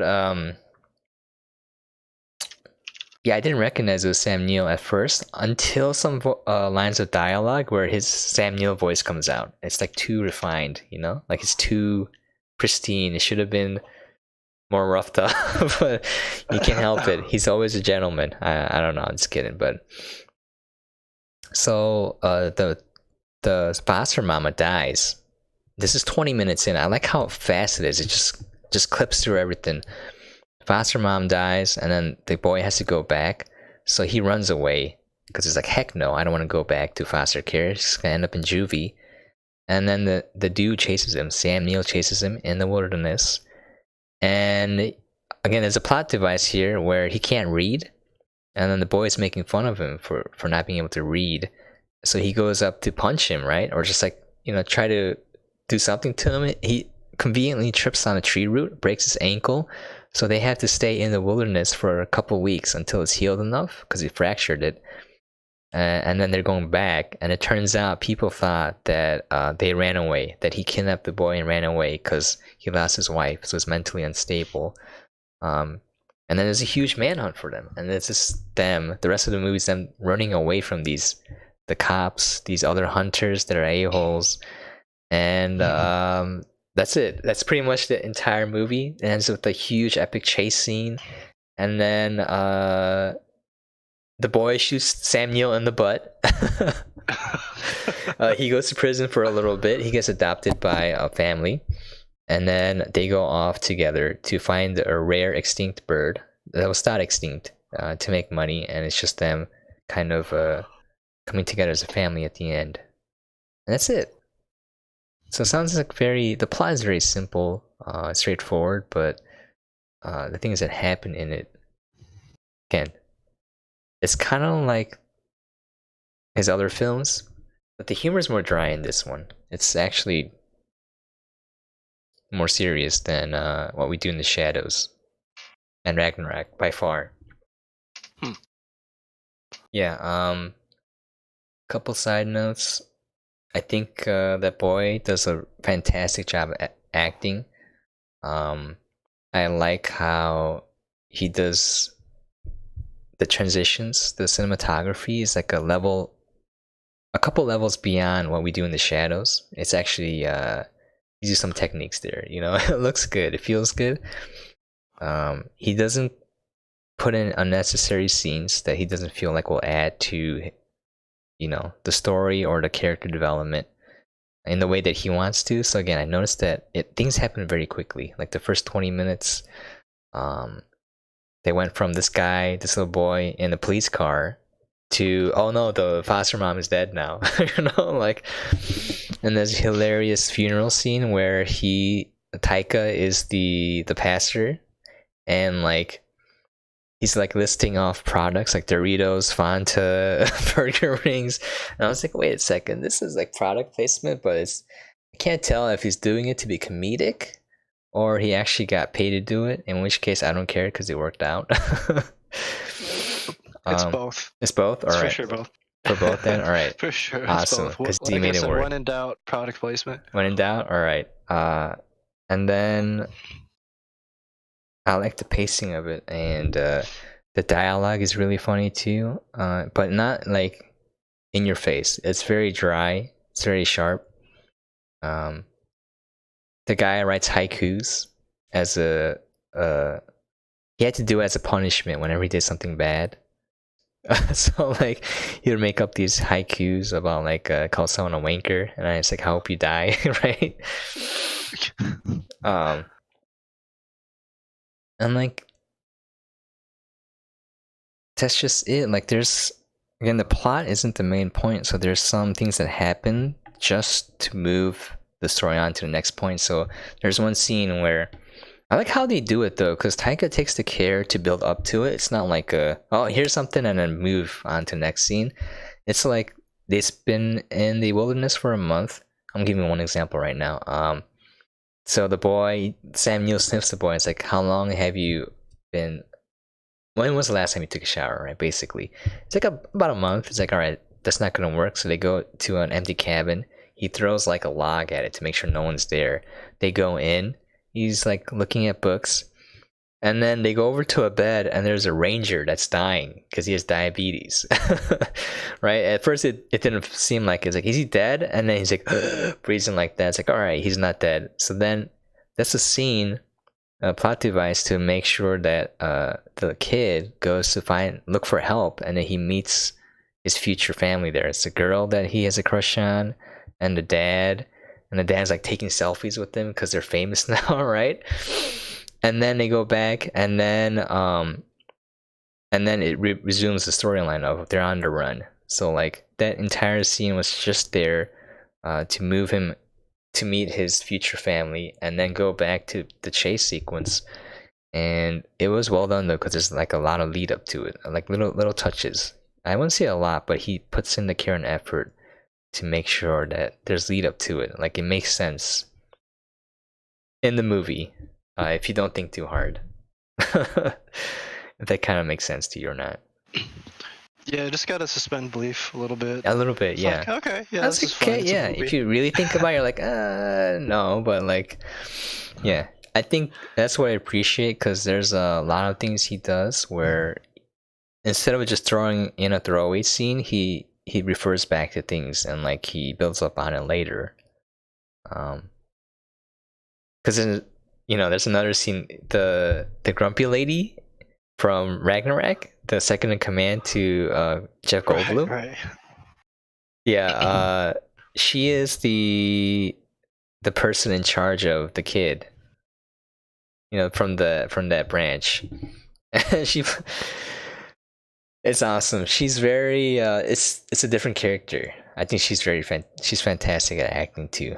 She's like very. I loved her in Ragnarok. Yeah, she's like that serious. In this movie, she's more animated.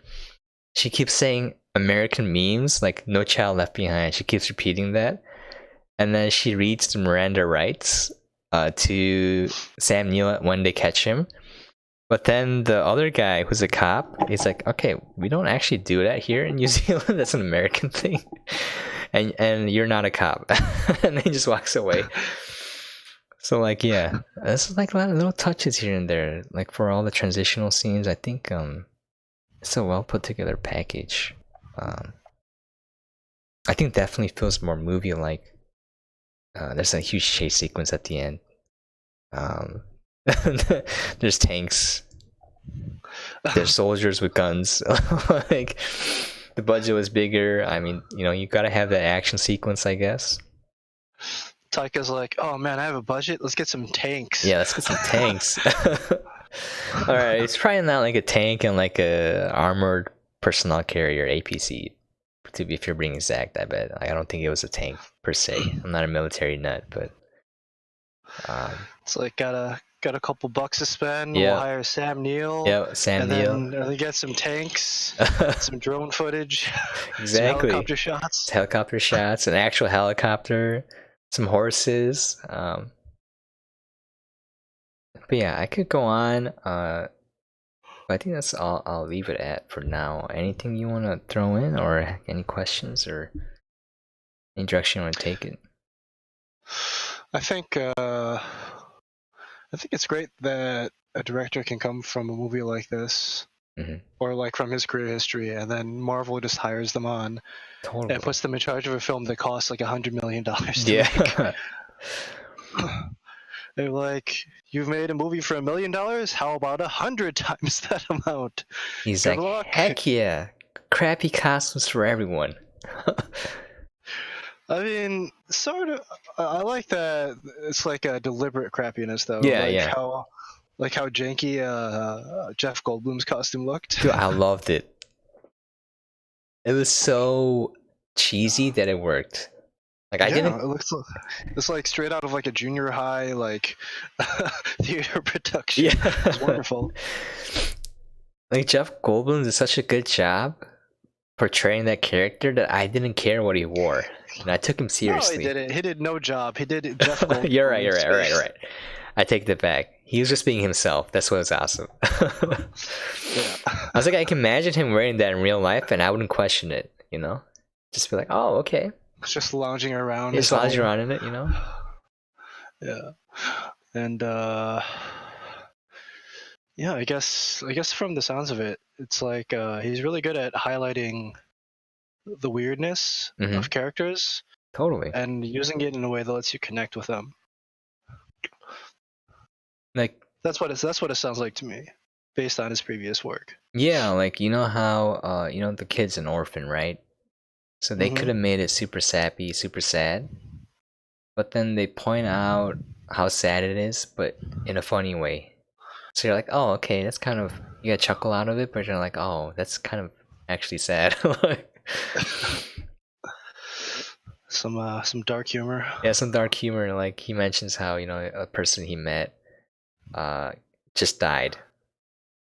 Like he pointed out some things that the dad was doing, the foster dad, so something very shady there, and then she's dead, and then that's they don't really focus on that, and then kind of delves deep into his character where he's afraid of that happening to himself, right? But they don't really beat you over the head with it. They just leave it there on the table for you, and you can kind of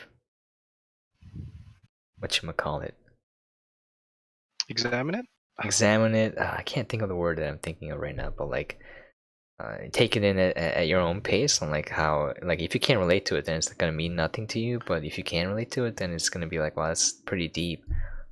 I think that's a genius, because when people try to beat you over the head with something that you don't relate to or care about, it seems very forced, and you're like, this disconnects you from the movie, whereas they're just like gently placing it out there, especially if it's funny, and then you can just take it, you just complete the story in your own head, basically. I think that's about family. It's about family, yeah. It's like Fast and Furious. Family. We're family. It's all about the family. Kind of is for those movies, not because of the films themselves, but because of the fact that it's just like their crew is just making these movies together. Yeah. And they're just having a good time and making a butt ton of money doing it. Totally. That just reminds me of the feud between The Rock and Vin Diesel. Yeah, Vin Diesel. It's like, who can outflex the other one? Yeah, exactly. And I think he was talking smack while taking a picture with John Cena. I think like it escalated. It's like, guys, come on. You're making a lot of money making these movies. Do you really have to like fight each other like kids?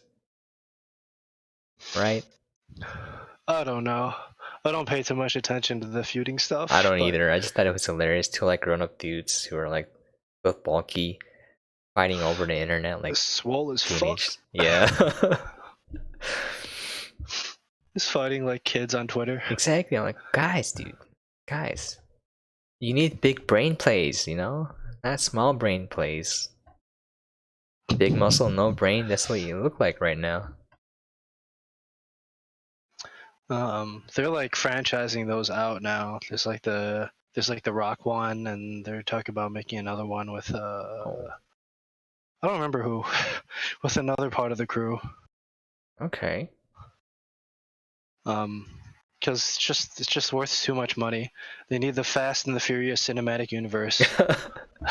Totally. And then it'll be like Avengers, Just assemble at the very end, fan service, the crap out of everyone.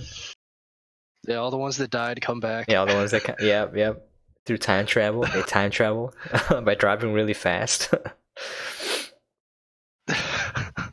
Imagine that. Like, it's like literally Back to the Future. Like you just build a bunch of DeLoreans and travel back in time. Oh my god, dude, I'm just imagining a squad of DeLoreans like drifting in Tokyo, but like it's hover drifting. Like there's no wheels. Make it so this movie never happened. Yeah, exactly. Too Fast, Too Furious, Too Tokyo Fast. Drift. Oh man. All right, I think that's it for Taika and his movies. I think what I get out of it is like I like the genuineness of his films. It kind of makes me want to see other directors that are good. All right, I don't want bad indie films. That is. Anyways, I don't know how to find them. You might like James Gunn. James Gunn, yeah.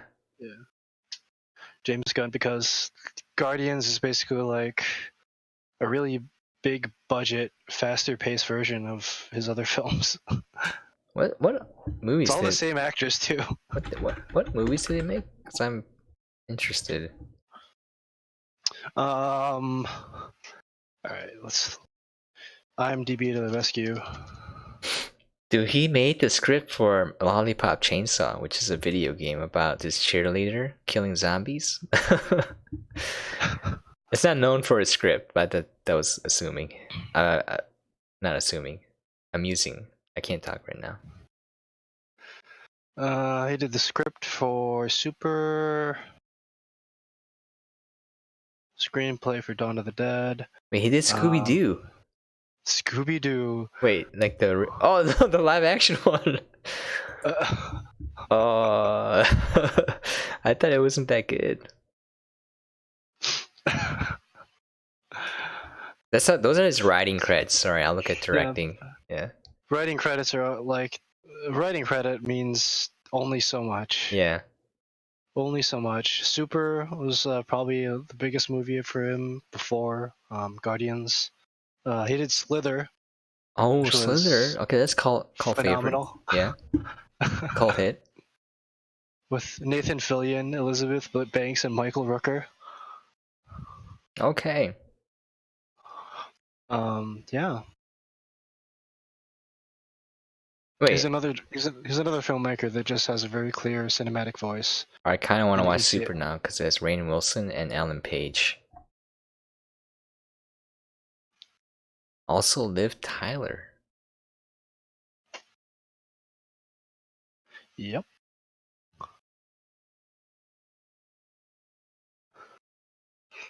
Was Ellen Page in that? Yeah. Where? Is she the sidekick character? She's wearing like a yellow costume and green. Oh, okay. You know, this kind of reminds me, just going off of bad superhero movies, with the movie with what's that guy?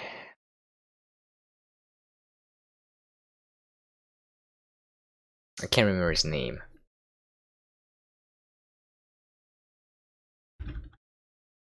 Woody Harrelson? Yes. There's one where he's kind of mentally handicapped a little bit, but he's he thinks he's a superhero. Do you know what I'm talking about? No. Let me find it.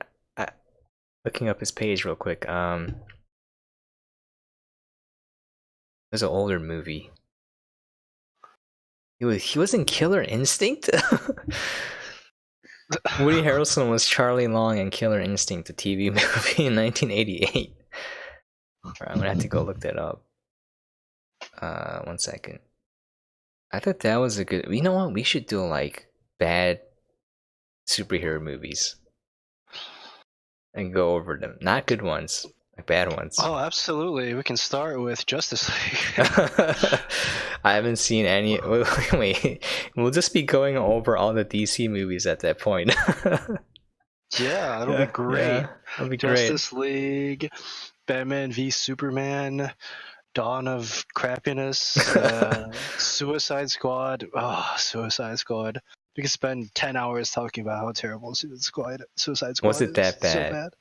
It is actually that bad. Why? What? If you want a genuinely like bad movie in every single possible aspect, that is the movie you watch. If you wanted like a lesson in poor construction, like poor acting, terrible editing, terrible direction, terrible script writing, terrible costume design.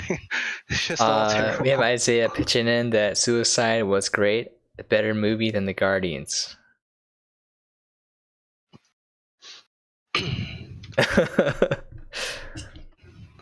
Okay. Okay. Moving on. It's like banned. The movie was Defendor. Defendo. Oh, okay, Yeah. okay. Wait, is that Woody? That's not Woody Harrelson. I was wrong. It looks like Woody Harrelson. Oh man, Suicide Squad was bad. No, it is Woody It Harrelson. was bad. It's amazing that they greenlit a second film. But isn't it directed by James Gunn? Yes, it is. Okay, so it should be good, is what I'm hearing. Or like less bad? I What do you hope it's think? good. Why don't James we Gunn take knows how to make like a movie. we should open up a pool and we're like, what is gonna be the rating for Suicide Squad 2? Right? Do you want to do a betting pool? I'll throw money down. we should I'll put money on this. yeah. We should have it where it's like the easiest is like, 5 on a scale from 0 to 10. 5 to 0 is 1. No, And then- no, we got to do it Yeah? with objective. We got to do it like at the Rotten Tomatoes rating or something. Okay, Rotten Tomatoes Something that's rating. hard to All right, predict. you're right. Rotten Tomatoes rating 0 to 50%, and then 51 to 100%, and then you get more money though the more specific you get. Like I will put $20 on 87%. 87%. I'm gonna put it in the chat, not chat, but our Discord. 87%. 87% from Barry. I'm gonna go with the 69%. 87%. Wait, hold on. Yeah? Is James Gunn writing and directing it? I don't know. We too much information will give us advantage. Isaiah, what about you? What is your percentage prediction for Suicide Squad 2?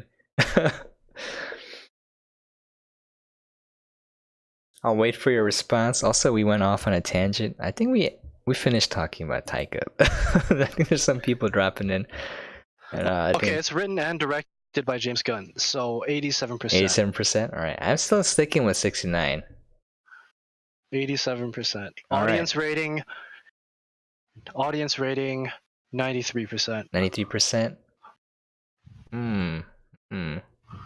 That we'll do a side bet. Side on the bet for audience. rating. Okay, my audience rating is just reversed. It's gonna be 96%. Wait, what was your audience rating? 93. 93. All right. Let's have a record of this. We're not actually betting money. It's just for funsies. I'm betting money. You're betting money? Wait a second. I'm betting money. I'm not betting money. $20. $20. Let's All right. go. Let's go. $20. Okay, we got Haha joining in 75.80 from Haha. It's just for fun. We're not actually betting it. Other than Barry. So, all right, I wrote it Come down. on, come on. I'll take the bets. You'll take the bets. Let's take it All to right. bookies. All right. Okay. Oh man, it's written by James Gunn. That kind of changes the game. Yeah. Yeah, 69 is too low. I think I'm gonna lose this one. This is a reference though. Let's check what Guardians 1 got. So Guardians of the Galaxy 2 was written and directed by James Gunn. Okay. Which was... Dang, 91, 92%. Holy cow. Yeah. Yeah. That's for number 1. I wasn't looking at number 2. 84, 87. Wow, you're pretty close, dude. Might actually be 87, 93. I'm still sticking with mine. I know my cinema ratings, dude. You can't fight me on this. 69.96, dude. 69.96. You can't beat it. $10 at 89%. Okay. 89% for Isaiah. What about the audience score?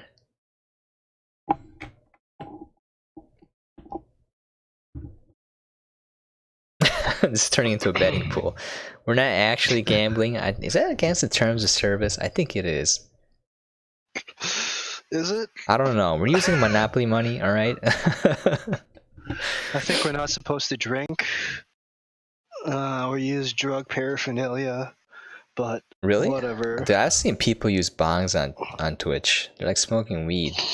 Like on like It's just tobacco, dude. no, it's like legit smoking weed on a bong. No, it's definitely just tobacco, guys. Just tobacco? Alright. You can stream yourself playing poker online. Alright, we'll just stream ourselves gambling. There. We figured it out. Would you like to play poker? I will totally clean you out at Hold'em. Let's go. I'm bad at poker, so no thank you. Medicinal instrument. You're right. What am I thinking? It's a musical it's instrument. A medicinal bong. It's a medicinal bong. It's medicinal. All right. Yeah, I think Suicide Squad 2 will probably be an okay movie based on the fact that James Gunn is directing and writing. But like, man, Suicide Squad 1 was so bad. Yeah. It was colossal. It was just a colossal turd. Wait, we were taking bets on Suicide Squad 2. Yeah. I forgot for a second. I'm really bad at this. I'll lose a lot of money. It's like, what am I betting on again? I'll take out everything. Just give me everything. Margot Robbie is pretty hot though. She is super hot, but that's not gonna carry the movie for you, you know? It's just not... Well, you know, if she's like in all the scenes and it's just her, I'll be okay with that. I mean, she wasn't even... Like, she was in most of the movie, and it's like they didn't know what to do with her. They didn't know what to do with any of the characters. They didn't know how to construct the film. They didn't know how to have stakes. They didn't know how to assemble an action scene for the fucking life of them. I'm Batman. No, I mean, like, the action is actually bad. Have you seen it? No, I haven't seen it. I'll check it out, though. I would watch it just to see how bad it is. Alright, you know what? Why don't we do Suicide Squad next week, then? You heard it here, folks. Tune in next week, Saturday, around midnight. We'll be talking about Suicide Squad and how bad it is. A cinematic disassembly of the worst superhero movie of all fucking time. It will be a 5-hour-long podcast because our last one, where we had the full assembly of hosts. I forgot. Sorry, I forgot to do introductions. I'm about 2 hours too late. I'm Sam, or Ducky O'Brien. We got my friend Barry here, otherwise known as Endless Diarrhea or Awesome Factory on Twitch, and my buddy Isaiah here. Like. Yeah, Ice4467. Again, he went through a lot of trouble to do the podcast with us. He's in Hawaii right now, and there's no internet. So he went to the business district and just camped out in an area until he got kicked out, which is why he's not on Discord with us right now. But next week he will be. Granted, he can find the spot where he'll be kicked out from. But that's dedication, my dudes, everyone watching me. This is dedication. Even though our podcast may be crappy, we're dedicated to the crappiness. Dude, go get like a prepaid SIM card from like a T-Mobile or whatever down there for like $10. Just get like a Wi-Fi hotspot. Wi-Fi hotspot? Yeah. It'll probably still be faster than my internet right now in my house. Whatever you get. We're committed to crappy. Exactly. Dedication to the craft of being crappy. We can call it the Crapcast. That's another name. We don't have a podcast name figured out right now. Because just a Badcast is like a temporary placeholder name, but apparently a podcast already exists called the Badcast. Not the Badcast, just Badcast. So I titled it The Badcast just to, we don't get in trouble for any copyright infringement or something. Pointy Hat Cast. Three-headed. Pointy Hat Cast. Yeah, Pointy Hat Cast. I can see the merchandising now. Just cones. It's just ice cream. It's just ice cream cones. Ice cream cones, yeah. Dude, it just reminds me of Dark Seer from Dota 2, where it's like the roundness of your head offends me. Just have that as our like intro soundbite. Your life, like your head, like a point. Pointy Hat Podcast. There you go. Making things happen. We need to workshop this though. we'll workshop that should be the next podcast, is workshopping the name of the podcast. Oh, dude, I'd be down for that. Why don't we workshop it, but like it's a metaphor for how bad Suicide Squad is. So like we'll be going over it, but we're just actually talking about Suicide Squad. Okay. Right? 5 hours long about that's too much work, you know. That's gonna be stretching the limits of that metaphor. Exactly. Yeah. Yeah, it would be good to really plumb the depths of the terribleness that was that movie. Okay. All right. Well, now we have a goal. It was kind of hard to keep going about Taika because Isaiah's gone. And I've not seen it. You have not seen the movie, so things did not go as planned here. We're just riffing now. Well, I like this. It was not as Keikaku. It's not as Keikaku, definitely not. Night. I ended up working until like 1 a.m. Oh, that's fine. I was going to watch it after work today, and I ended up working until like 1 a.m. Dude, you don't have to watch the movie. This is for funsies, all right? This is not a serious podcast, as you can tell. Oh, I'm fully serious. Fully serious? Why are you so serious? Because the Joker was garbage.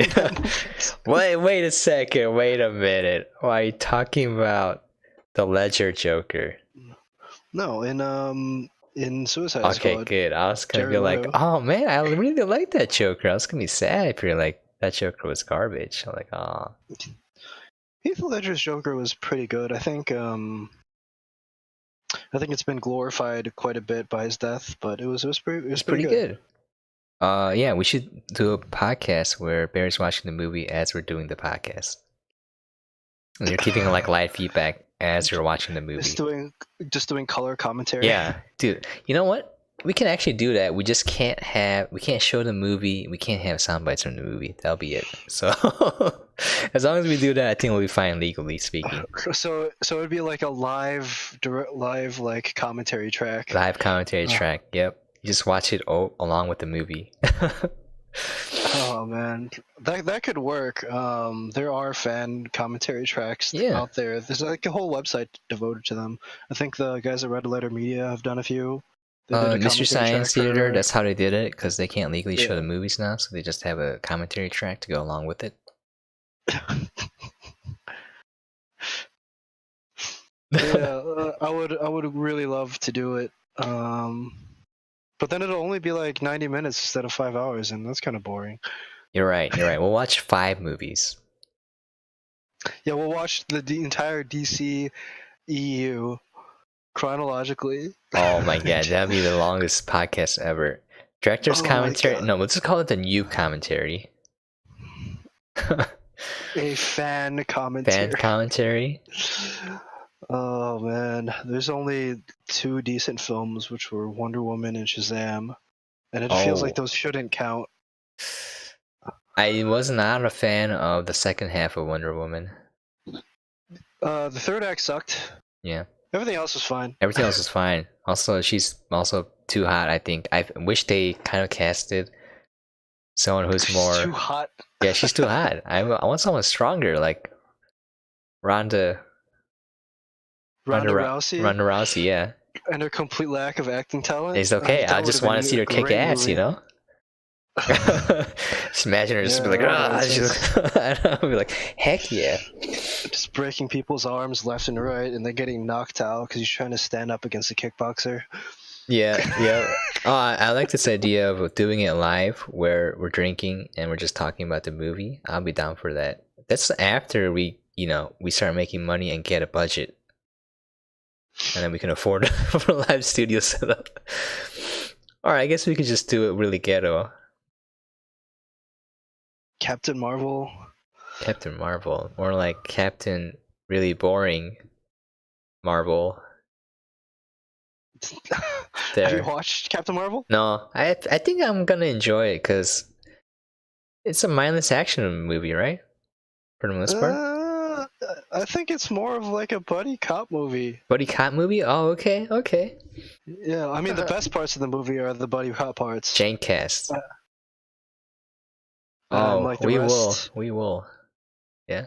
Yeah, like it's like Samuel L. Jackson and Brie Larson. Yeah. Okay, yeah, it's just them doing like a buddy cop thing, and it's kind of a lot of fun. And then like the rest of the movie happens, and then it's like, oh, okay. Oh, it's just terrible, actually. Oh, and then Disney's like, if you hate this movie, it's just because you're a sexist. I'm like, what if the movie's bad? Isn't that an option? I mean, No? the best parts of the movie are the parts where she gets to slow down and like act instead of just punch things. You know? Yeah. I mean, it opens with an action scene, and then like the entire second act is really really great because that's where they're on Earth doing fun things, Mhm. and then the third act is typical third act superhero movie, and they're just like Red Skull TP's out of nowhere and like, well, where's the villain? just Mars has a this blue mustache. laser shooting into the sky and fight it. You know, it's probably more fun. I guess I don't know. It's way less interesting. The one she's just hanging out. Which is worse? We're not doing it. We're not doing a Captain Marvel cast right now. Well, what if we do like which is worse though? Daisy from Star Wars or Captain Marvel? Captain Marvel. Which is worse? The character, not the movie. The character? Yeah, the character. Like in the context of the movie, I Yeah. would probably. Who's say worse? Captain Marvel. Captain Marvel is worse than Daisy? Yeah, because like there's like no stakes. Okay. There's like no stakes at all. She's like unkillable. You're right. You know? So she doesn't even have a kryptonite. She just doesn't take damage.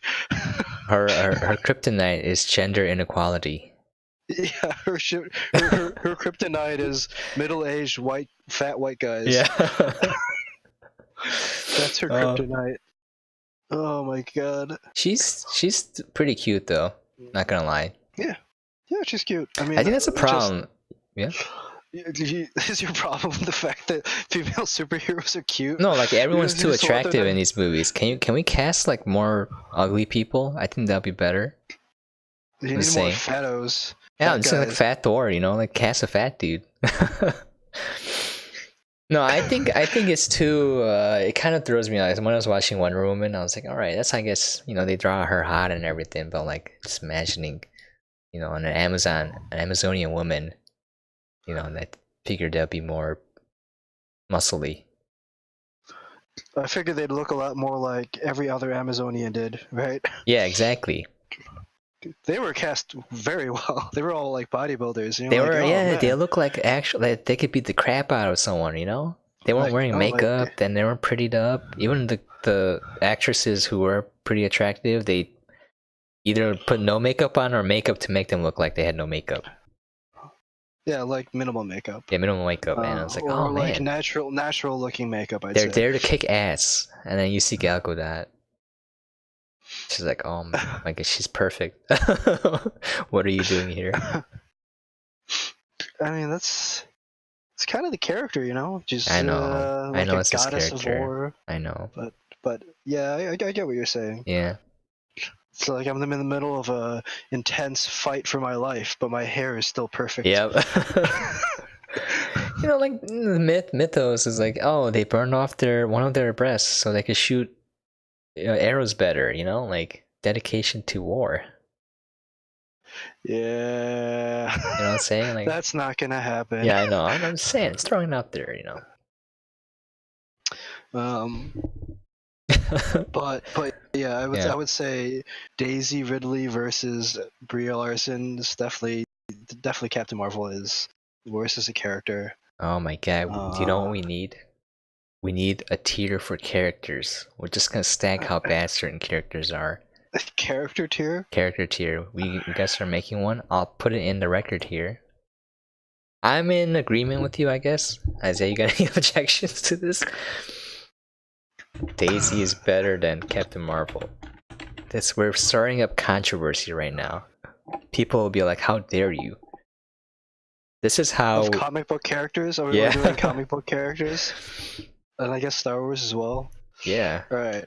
So we'd put like top tier, like an agreement. All right, know. all right. Who would we put top tier? I don't know. I figured we just like talk about one character and just add him into the shuffle. Like we arrange it. So we got Daisy and Captain Marvel. Just throw in one more person. Yeah, we could. Male and female. We can mix it up. Go one by one. Go one by one. Iron Man. Oh, Iron Man is definitely better than Daisy and Captain Marvel combined. I would put Iron Man as a character, probably like A tier. I don't know if I'm willing to put him in S tier though. No, it's pretty like one-dimensional. It's not. I don't know if I agree with that, but he's not. I feel like there's probably a step up from there. I would say like OP. all of his growth happened in the last few movies, like Endgame. It happened in the first few movies, like Iron Man 1, the birth of Iron Man, and then it happened in Endgame. And I just felt like it was just Robert Downey Jr. So yeah. Iron Man 1, 2, and 3 were basically one character arc. Yeah. And then there was they basically started another character arc with Age of Ultron, which culminated in Endgame, basically. Oh, I forgot about Age of Ultron. Basically 2 separate character arcs. Oh wait, no, that's 3. I'll count it as 3. You're right. You know, that's what I'm saying. Character development, as in, like, it wasn't the amount of character development. Like, he goes from selfish, cocky to sacrifice. I'm talking about over the length of time. Like, it didn't really, at least for me. Like, anyways, now that Barry mentioned it, yeah, I have counted as 3 character arcs. So you're right. I didn't give it enough credit. Game station years? No. All right, I'm gonna check it out real quick. Anyway, moving on. We should save this because it'll take another 6 hours. You're right. We can, because this is like in the Marvel Cinematic Universe at the moment, and it's an unfair comparison because she's had 1.5, like really 1 1/10 of a movie. Thick Thor. Where would you rank Thick Thor? Just quickly. Thick Thor? Yeah. Dude, I think Isaiah's betting for number 1. At least B tier. B tier? Okay. At least B tier. I'd say high B, low A tier. Briefly, how this is gonna work if we do this is I'm looking up stationeers real quickly because haha recommended. But what we do is we have a list of characters and we have one Google Doc. And then we go over it and we kind of like argue for like why we think a certain character is better than the other. And then we have to compromise at a certain point and then agree to like, we have to sacrifice some characters that we like to like really push up the ones that we think really deserve a top spot. And then we're going to have a list, a approve list by the Pointy Hat cast. They're like, this is a character tier and here's what happened and how we came to that conclusion.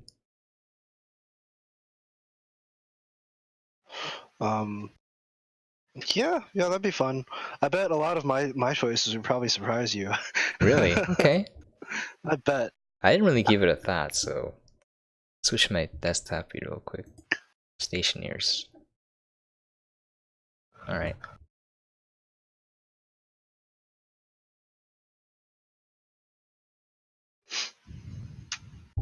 May Madness of Superheroes. Oh, Deadpool. Isaiah saying S tier hero. Deadpool. No, dude. Deadpool's bottom tier. Sorry. Oh, some fighting words there. Bottom tier character. You're right, though. I agree with you. He's not really a character. It's just I don't know what he is. Bottom tier character. It's like if you want to lose the tournament, you pick Deadpool. Oh. Oh my. There's like so many different elements to think about, like fighting ability, all that kind of stuff. For me, I just mostly care about like them as an actual character. No, I'm not. I'm not rating their ability to kick butt because that would be Okay. a completely different power scale. You're right. But I'm rating them as like a character, you know. And Deadpool is not really a character. He's making fun of characters. Yeah, you're right. What about Detective Pikachu? I haven't seen that movie yet. I haven't seen it yet. I heard it was really bad. Oh, Dark Knight was the last superhero. Man, Dark Knight was great, dude. Haha, you gotta watch some of these more. You gotta watch more of these superhero movies. Some of them are really great. Thor Ragnarok. Gotta check that one out. Thor, like all the Marvel movies, are just fun. Yeah. They're just fun movies. You don't have to. You shouldn't really expect too much of the majority of them, but I think they're just a lot of fun. Yeah, well put. It's a privilege to be able to live in a world where like Okay. Spider-Man and all these crazy kooky comic book characters are out there on the silver screen. I got and it. Wolverine, by the way, is bottom tier. Wolverine, also dude. bottom tier. Sonic, how dare you put Sonic in top tier? He's Wolverine is bottom tier, but Logan I would put pretty high up there. Sonic is not even in the list. He's like on a separate list. They delayed that movie, by the way, presumably to because they have redo to the redo all CG? the CG. Yeah. We keep him on a different list, and then we burn that list, so we don't talk about it. Things that furries like, and then Sonic is there. All right, so we're like, all right, burn this list. We don't want to see it. Let's keep it safe from the internet, in the hands of all these furries. For sure. You don't know, dude. Like, I remember because I was listening to the Jam Bombcast. It was a while ago, but they're talking about this website. I think I brought it up one time where you can marry your favorite Sonic character, and they give you like a certificate with a number on it. So you're like, I'm the 151st person to marry Sonic. And I'm like, dude, what is this? Why does this exist? Like, oh my god. Sorry. That's pretty amazing. Yeah, it's not amazing. It's terrifying. That's amazing. Professor Hulk? Oh. Okay. Professor Hulk. Intense character arc. They literally changed actors. You know, we could like rank Edward Norton Hulk to what's that guy's name? Ruffalo. Mark Buffalo. Yeah. What is up, Kellen? We got another person joining. Oh man, we got people actually watching. We already finished the main discussion. We're sorry. We went over Taika's movies. You're gonna have to like scroll back about an hour. Mostly we're just talking trash about other superhero movies and other directors and other actors. Talking about how Last Jedi is a good movie. Oh, it's Fighting such a words. good movie, guys. Oh my god, no, I good can't agree movie. with that. I like mediocre movie. I'll agree with, but good one? No, heck no. It's such a good movie. Oh, UWP XAML. Don't know what that is.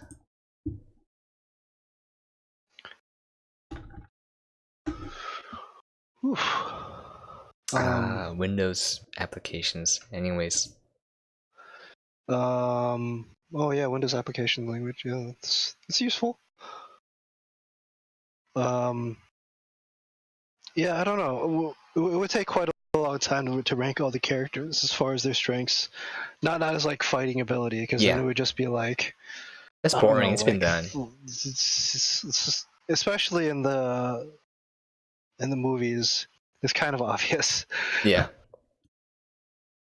Green Lantern? S rank, dude. S rank. I haven't even seen that movie. With Ryan Reynolds? Yeah. It was actually like a decent movie if you turn off your brain. Like, if you don't think about it, it's a movie made to sell toys to kids. That's what I would rank it as. The thing about Green Lantern is that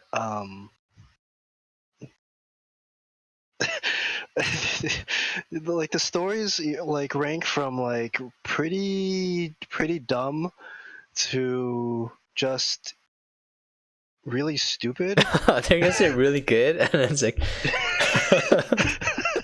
no. Okay, X-Men Deadpool. Oh, I mean, I don't know. Like the classic Green Lantern, like he was weak to the color yellow, and then like that's racist. Okay, Like, there's okay. this whole period where people didn't know how to write them, and the comic books were in trouble, and they just like threw shit at the wall. And then there's like,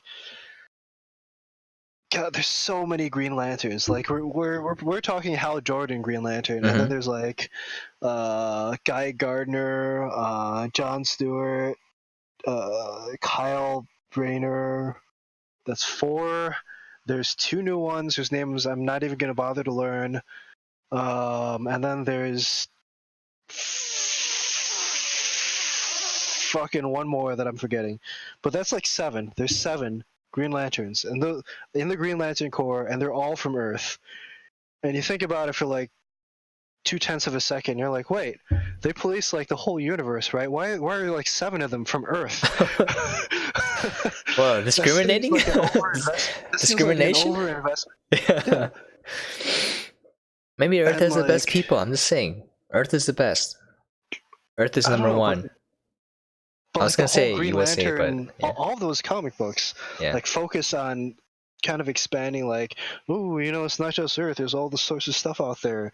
But every time they shift to like the Green Lantern Corps and like the Guardians of the Universe or whatever the stupid big-headed blue guys are, it's just dumb. Oh, wait, it's just wait. so dumb. Isaiah put in a Everything's game-changing fact, though. Inexplicably done. Taika Waititi is one of the Green Lanterns.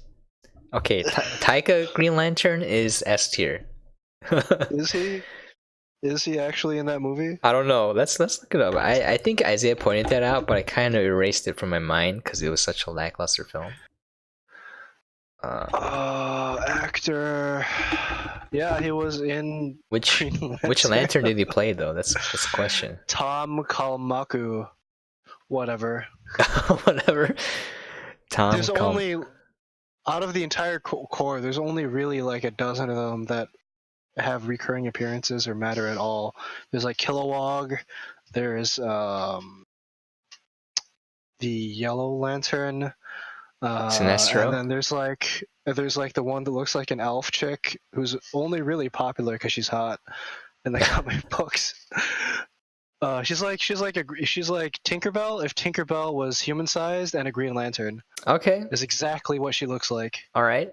That sounds And hot. like, and that's like the entire characterization she gets. Wait, just a quick question. Why there's so many characters named Jordan in the movie? There's Jack Jordan, Jim Jordan, Jason Jordan, Martin Jordan, Janice Jordan. I don't know. Why so many Jordans? Michael Jordan. But like, yeah, the Green Lantern stories, I'm not a fan. I'm not a fan. There's like Darkest Night, which is just them pointing out the fact that like tons of heroes have died and come back. Okay. And like, thanks for reminding me. All right. Thanks all right. for reminding me. There's Green Lantern War, and then like there's Parallax. Parallax. Like I don't know any of these things you just mentioned. So Yeah, I could go on and on about all the dumbness that goes on. But anyway, Marvel took some time with their goofy space shit, and DC just had the Green Lantern Corps, and then like Krypton is out there, and you don't really look at it very much. It's like Darkseid and his stuff and like Old Gods, but like in Marvel they take you out into the universe to other planets, and you have like goofy stuff on other planets. In DC it's just like, here's Earth and here's the Green Lantern Corps, but mostly it's just like 30 people from Earth. totally. I mean, obviously Earth has the best people. Come on, let's be real. We Earthlings are the best. I'm just throwing out the controversial statements. Disagree. You disagree? I disagree too. I mean, I agree with your disagreement. I take that back. Earth has probably the worst people. Like we're looking for intelligent life in the universe. I think there's a reason why we haven't found any. They don't want anything to do with us. Like, absolutely. They're like, oh my god, stay away from this planet. They're messed up. It's like, have you seen this thing called anime? They're like, what is this? Make Earth great again? Degeneracy. Yeah. Mega, make Earth great again. Mega. Wait, it says mega. Mega. What It's is just it? Mega. Make Earth great again. Mega. All right. You know what? That's really catchy. I'm gonna make a hat. It's gonna be green, and it's gonna say mega. No one will catch the reference because it's just a joke from a podcast that no one watches. Yeah, it's a mega. I don't know. Literally, some people are watching us, Sam. What do you? Don't discredit Oh, yourself. you're right. A good 30% is us though. Mm-hmm. Yeah, 30% is us. Oh man. Oh wait, I was gonna make another joke. Make Earth flat again. There you go. Flat again. Yeah. It's how can you do it again? It's already flat. Oh my god. Oh, you're right. What am I saying? What are you saying, I didn't get dude? the memo. Earth is flat to begin with. Like, what would you waste your time trying to re-flatten it? Yeah, you're It's right. already You're right. there. You're right. My It's like bad. taking a rolling. It's like taking a rolling pin to a piece of paper. You're right. Well, what if the paper wasn't flat though? Like it was crinkled up. You're just reflattening it. That's a good point. Yeah. That's a good point. But would it make it flat again? That's the question. This is a science experiment we must try later. Can we reflatten a crinkled up piece of paper? And at the end, we'll be like, this is evidence that the Earth is flat. And then just cuts to the X-Files theme song, and then just fades to black. This is a video.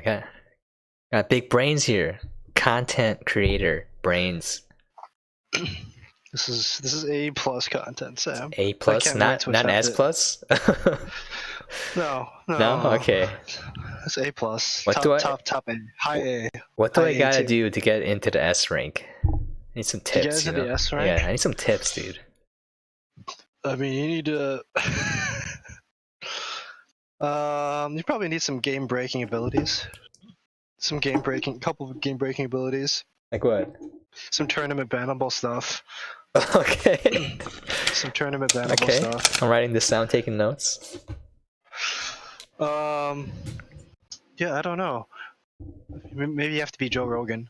Have a big bald head. Be really buff. Be moderately buff. Moderately super buff. buff. Okay. Moderately buff.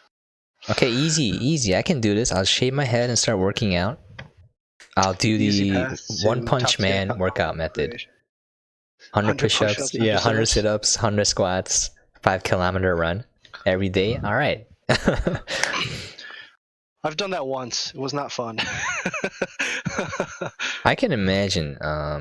What order do you do it in? Because I imagine if you do like everything and then the run at the very end, that would be a painful run. I would probably do the run at the end. Really? Okay. I would probably do the run at the end. I would probably not want to do cardio before doing an intense muscle workout. But you know, it's not even the the push-ups, the sit-ups, squats, and jumping jacks, whatever, are like easy. They're actually easy. Okay. It's the 10 km run that's hard. It's all the cardio that's hard. Gotcha. We heard it here first.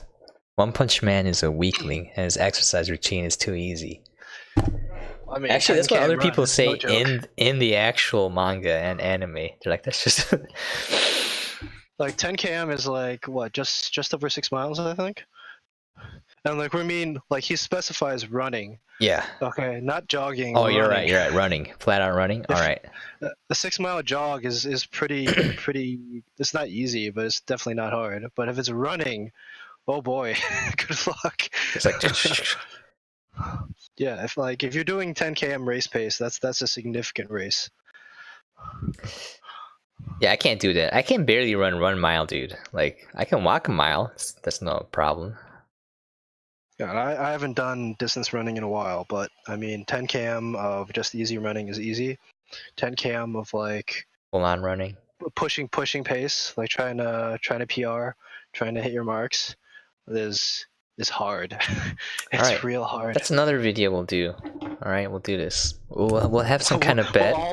We'll all attempt the One Punch Man workout Okay. this one day, and it'll show how pathetic and weak we all are. I'm actually down to do this. We have to wait for Isaiah because I believe he's going to Japan next.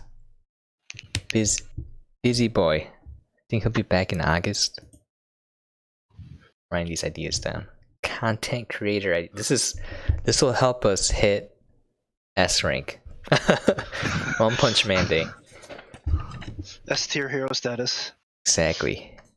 Oh man, I'm not looking forward to that. I'm gonna have to start working out now. No cheating. No cheating. No. We're all gonna do it out of shape. Dude, I'm telling you, the cardio is the hard part. The cardio is the hard part. The 10 km. Oh my god. Isaiah actually has a heart problem, so he might literally die. Let's do it. Let's do it then. Let's go. Okay. Let's go. Oh, you just want him to die. Yeah, no cheating. That's right. No pre-workout. We're gonna do it with flabby bodies, because that's how we got a metric, you know? We're like, all right, let's see how weak we are right now, and after the workout, let's see how strong we are.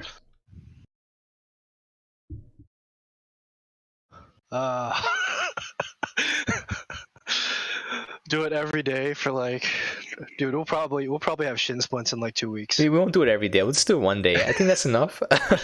We don't have to be a hero. Just one day. Just one day. All right. This is from a previous conversation talking about Taika Waititi and the young lad. Let me write his name down. Who played the kid in The Hunt for the Wilderpeople. He's an incredible actor. He's in this commercial. I don't know if you've seen it, Barry, but I'm posted in there in chat. People can check it out.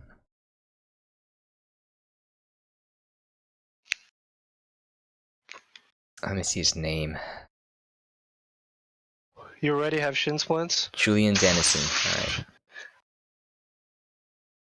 Alright. Yeah, recovery. By recovery, I mean eating a lot and going to maid cafes. All of that. Oh, maid cafes. Do you have to go to the place where they pick your earwax? Do you rest your head on the lap of the girl doing it? Come on, how could you not want to do that? I've never not wanted anything more in my whole life. Yeah, right? She touches your ears too. I'm like, oh, heck yeah. Am I the only one? Like, I thought like... I think you're the only one. Really? I'm not kink shaming here. No, I'm not kink. It's not my kink. I just want my ears to be clean, you know? They're removing my earwax. You know how hard it is to do it by yourself? You can't see your own ears. Man, like stab your eardrum. If you don't think it's a kink, I don't think it's a kink either. We're cool. We cool. I'm just saying, I would appreciate it if someone removed my earwax for me. It'd be doing me a great service. Recovering by cuddling with your anime waifu, exactly. Exactly. We all know anime waifus give you power. It's the motivation to do everything. Better bring back like some dakis, man. Some daki makura. What is that? Body pillow. Oh, okay. Waifu pillow. Body pillow, obviously. They make some great body pillow covers, dude. That's not the play. Just go to the doctor. I can't rest my head on the doctor's lap. That won't work. Or maybe I could, but then I get a surprise. 2D over 3D? My goodness. Just shove like a metal file in there and just scrape it all away. Just like it's perfectly safe. Perfectly. I use a Q-tip and then like I try to scrape the side of my ear so that I push it deeper into my ear canal, and that seems to be working sorta okay. Feels so satisfying when I just like scrape out a huge chunk of earwax. I'm like, heck yeah, my ear is clean now. Right? No? Okay. Sure. You want a dirty ear? Am I the only one?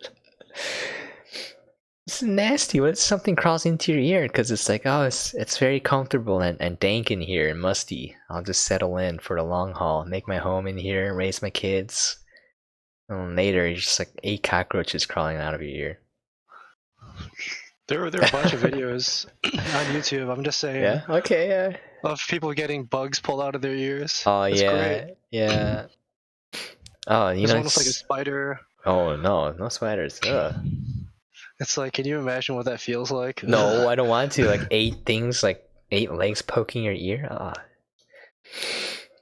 Resting your head is integral because it's about creating the right atmosphere for earwax removal. If you're really tense, you could jerk your head and damage your eardrums permanently. See, it's medical advice. That's disgusting, Isaiah. Collect your earwax to make a candle like Shrek. Yeah. Okay, this is just turning into a meme cast. Yeah. Okay, it's like 3:15 in the morning. I Should guess we- we should call it. Should we call it and move on to Dead by Daylight? Yeah, why not? All right. If anyone wants to play with us, just poke me. Oh, greatest movie of all time, bet? We can have that discussion for later. We can go over Shrek. Write this down. All these Shrek. Yeah, Shrek. I mean, I think we have a lot of movies that we've put down to talk about. Yeah. I would love to go through the long list of terrible superhero movies. Though. Totally. Animated movie podcast would be amazing. Animated movie podcast. Anime podcast. Aha. An anime moo podcast. Mopocast. There you go. I don't know. What do we want to do next week? Next week? Suicide Squad? I like Suicide Squad. I think We that should could have be done fun. this off stream so it sounds like we're actually prepared and have a game plan. But you know, that would kind of ruin the pristine image that we have as the Janecast or the Badcast. So Oh wait, we were gonna do John Wick, right? Yeah. John Wick. I kind of like Suicide Squad. The idea of Suicide Squad better. Whatever you guys want to do, I'm down because I love both. We'll do Both? No, both. dude, that's gonna be an 8-hour podcast. You know We'll that, do right? Both. You're gonna do We already spent three half John Wick this movies and Suicide Squad. Dude, we hit 420. Just talking about. What was it? Ragnarok? No, it wasn't, right? Was it? I think it was Ragnarok. Yeah, it was Oh, Ragnarok. it was Ragnarok. Yeah, and then dude, we spent 2 hours and 40 minutes. We only spent 1 hour of that talking about random stuff, and then we spent like 40 minutes talking about Taika, and then we did another hour of completely random things, dude. We're gonna go a 10-hour podcast. It's probably like 20 hours of talking about the topic, sandwiched between like an hour before and an hour after of just random bullshit. No 24-hour podcast. Oh, I don't want to do podcast that. marathon stream. Yeah. Why? Maybe one day. Maybe one day, totally. Maybe for New Year's or something. Yeah, I'd be down for that. Ring in the new year by talking trash about movies. Yeah, we don't have to talk just about movies either. We can talk about anything. Charity stream? Oh, I'd be down to do it for charity. Like actually giving money would be great if I could, but I don't got money to give, so you know, let's do our part and do a charity stream. I'll be down for that. We could we could donate to the charity to like visually impaired with a little card that says, "Be thankful you didn't have to watch Suicide Squad." I'm like, you right? Like other people, like this movie made me blind. After this, I couldn't do anything anymore. I couldn't see. I didn't want to see. I couldn't stand vision. Yeah. I had to poke my eyes out. Oh, dude, that reminds me. Sam Neill. I just remembered a scene in Event Horizon where he's like holding out his eyeballs, and it's like, where we're going, we won't need eyes. That's where I remember Sam Neill from. That's my image of Sam Neill. It says permanently. Was that Sam Neill? I think maybe. Let me double check. It might have been someone who looks like Sam Neill. Yeah, it's been a while. Oh, I'm pretty sure that was Sam Neill. Was he? Was he also in Pandorum? I don't know. Raise money to give to the forgotten actors. Pointy hat guy fund. Dude, totally. The pointy hat guy charity for forgotten extras. Totally, dude. I'd be down for that. It was indeed Sam Neill. It was indeed Sam Neill. Oh, that's awesome. Oh, Lawrence Fishburne was in it as well. Oh. Yeah, it was the captain of the ship. Okay, I'm checking Pandora. Do you know what year it was made in? No. That was a great movie. Oh, is that with the aliens in the ship? Yeah. Oh my god, it got absolutely terrible reviews. This makes no sense to me. Isn't that like an indie film? Or a smaller film? Maybe. It's definitely a smaller. Oh, it's Dennis Quaid. Dennis Quaid. Okay. All right. You know what? If we ever get big, let's make a podcast and invite the pointy hat guy into our podcast. Let's pointy interview hat him. Guy. He'll be our guest of honor. We gotta find out who the actor is. We don't even know who he is. We just Google it, pointy hat guy. Hey, bro, I liked you in the 5 seconds you were in these movies. Yeah. I'm not even typing in the movie. All I'm searching is pointy hat guy in Marvel movie. Nothing's coming up. His face isn't even in the movie because he's covered up by pointy hat the entire time. Oh.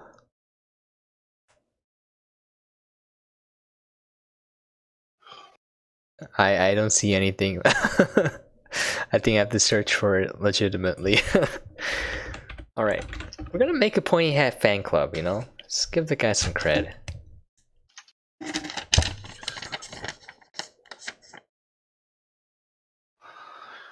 We'll find him. We'll find him, by God. The last thing we do. If it's the very last thing we do. Yeah. It's our life's mission now, is to find this guy and just give him a load of money. Well, I wonder what he's what his character name is. You know, like I'm sure he has some astonishing character name in the end credits. I'm looking. I'm gonna bring up the movie right now and just go to the credits. All right. Oh man, they don't like say pointy hat guy or something. It just says like Sakaran, Asgardian. There's gonna be Sakaran Gladiator number 53 or something. I'm disappointed. Topaz, Volstock, Fandral, Asgardian Date 1, Asgardian Date 2. How do we know it's him though? His face is hidden. Lead Scrapper, Golden Lady, Cousin Carlo, Beerbot. Who's Beerbot 5000? What? What is Beerbot 5000? Wait. Is that a thing? Yeah. He's in credits underneath Cousin Carlo. Where? I didn't see a Beerbot in the movie. What? Where was he? Okay, this is our... I bet it's the bartender right before he goes out to the Gladiator right now. Okay. Valkyrie's ordering drinks. Okay.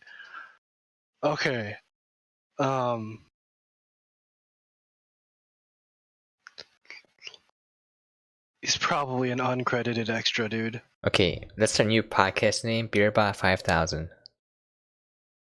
I'm just kidding. I like pointy hat cats better. Uncredited podcast. The uncredited podcast. The hero that no one asked for, but the hero that everyone doesn't deserve either. It's just all around bad. Oh man. Where would the extras be lead?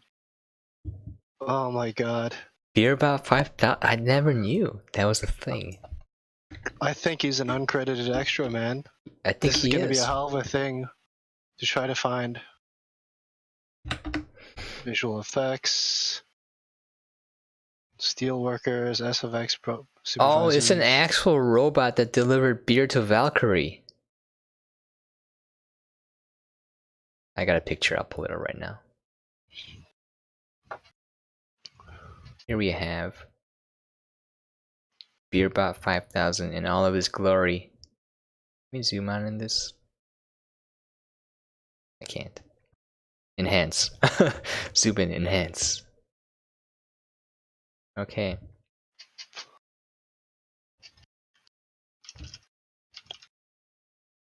Alright, we should probably end.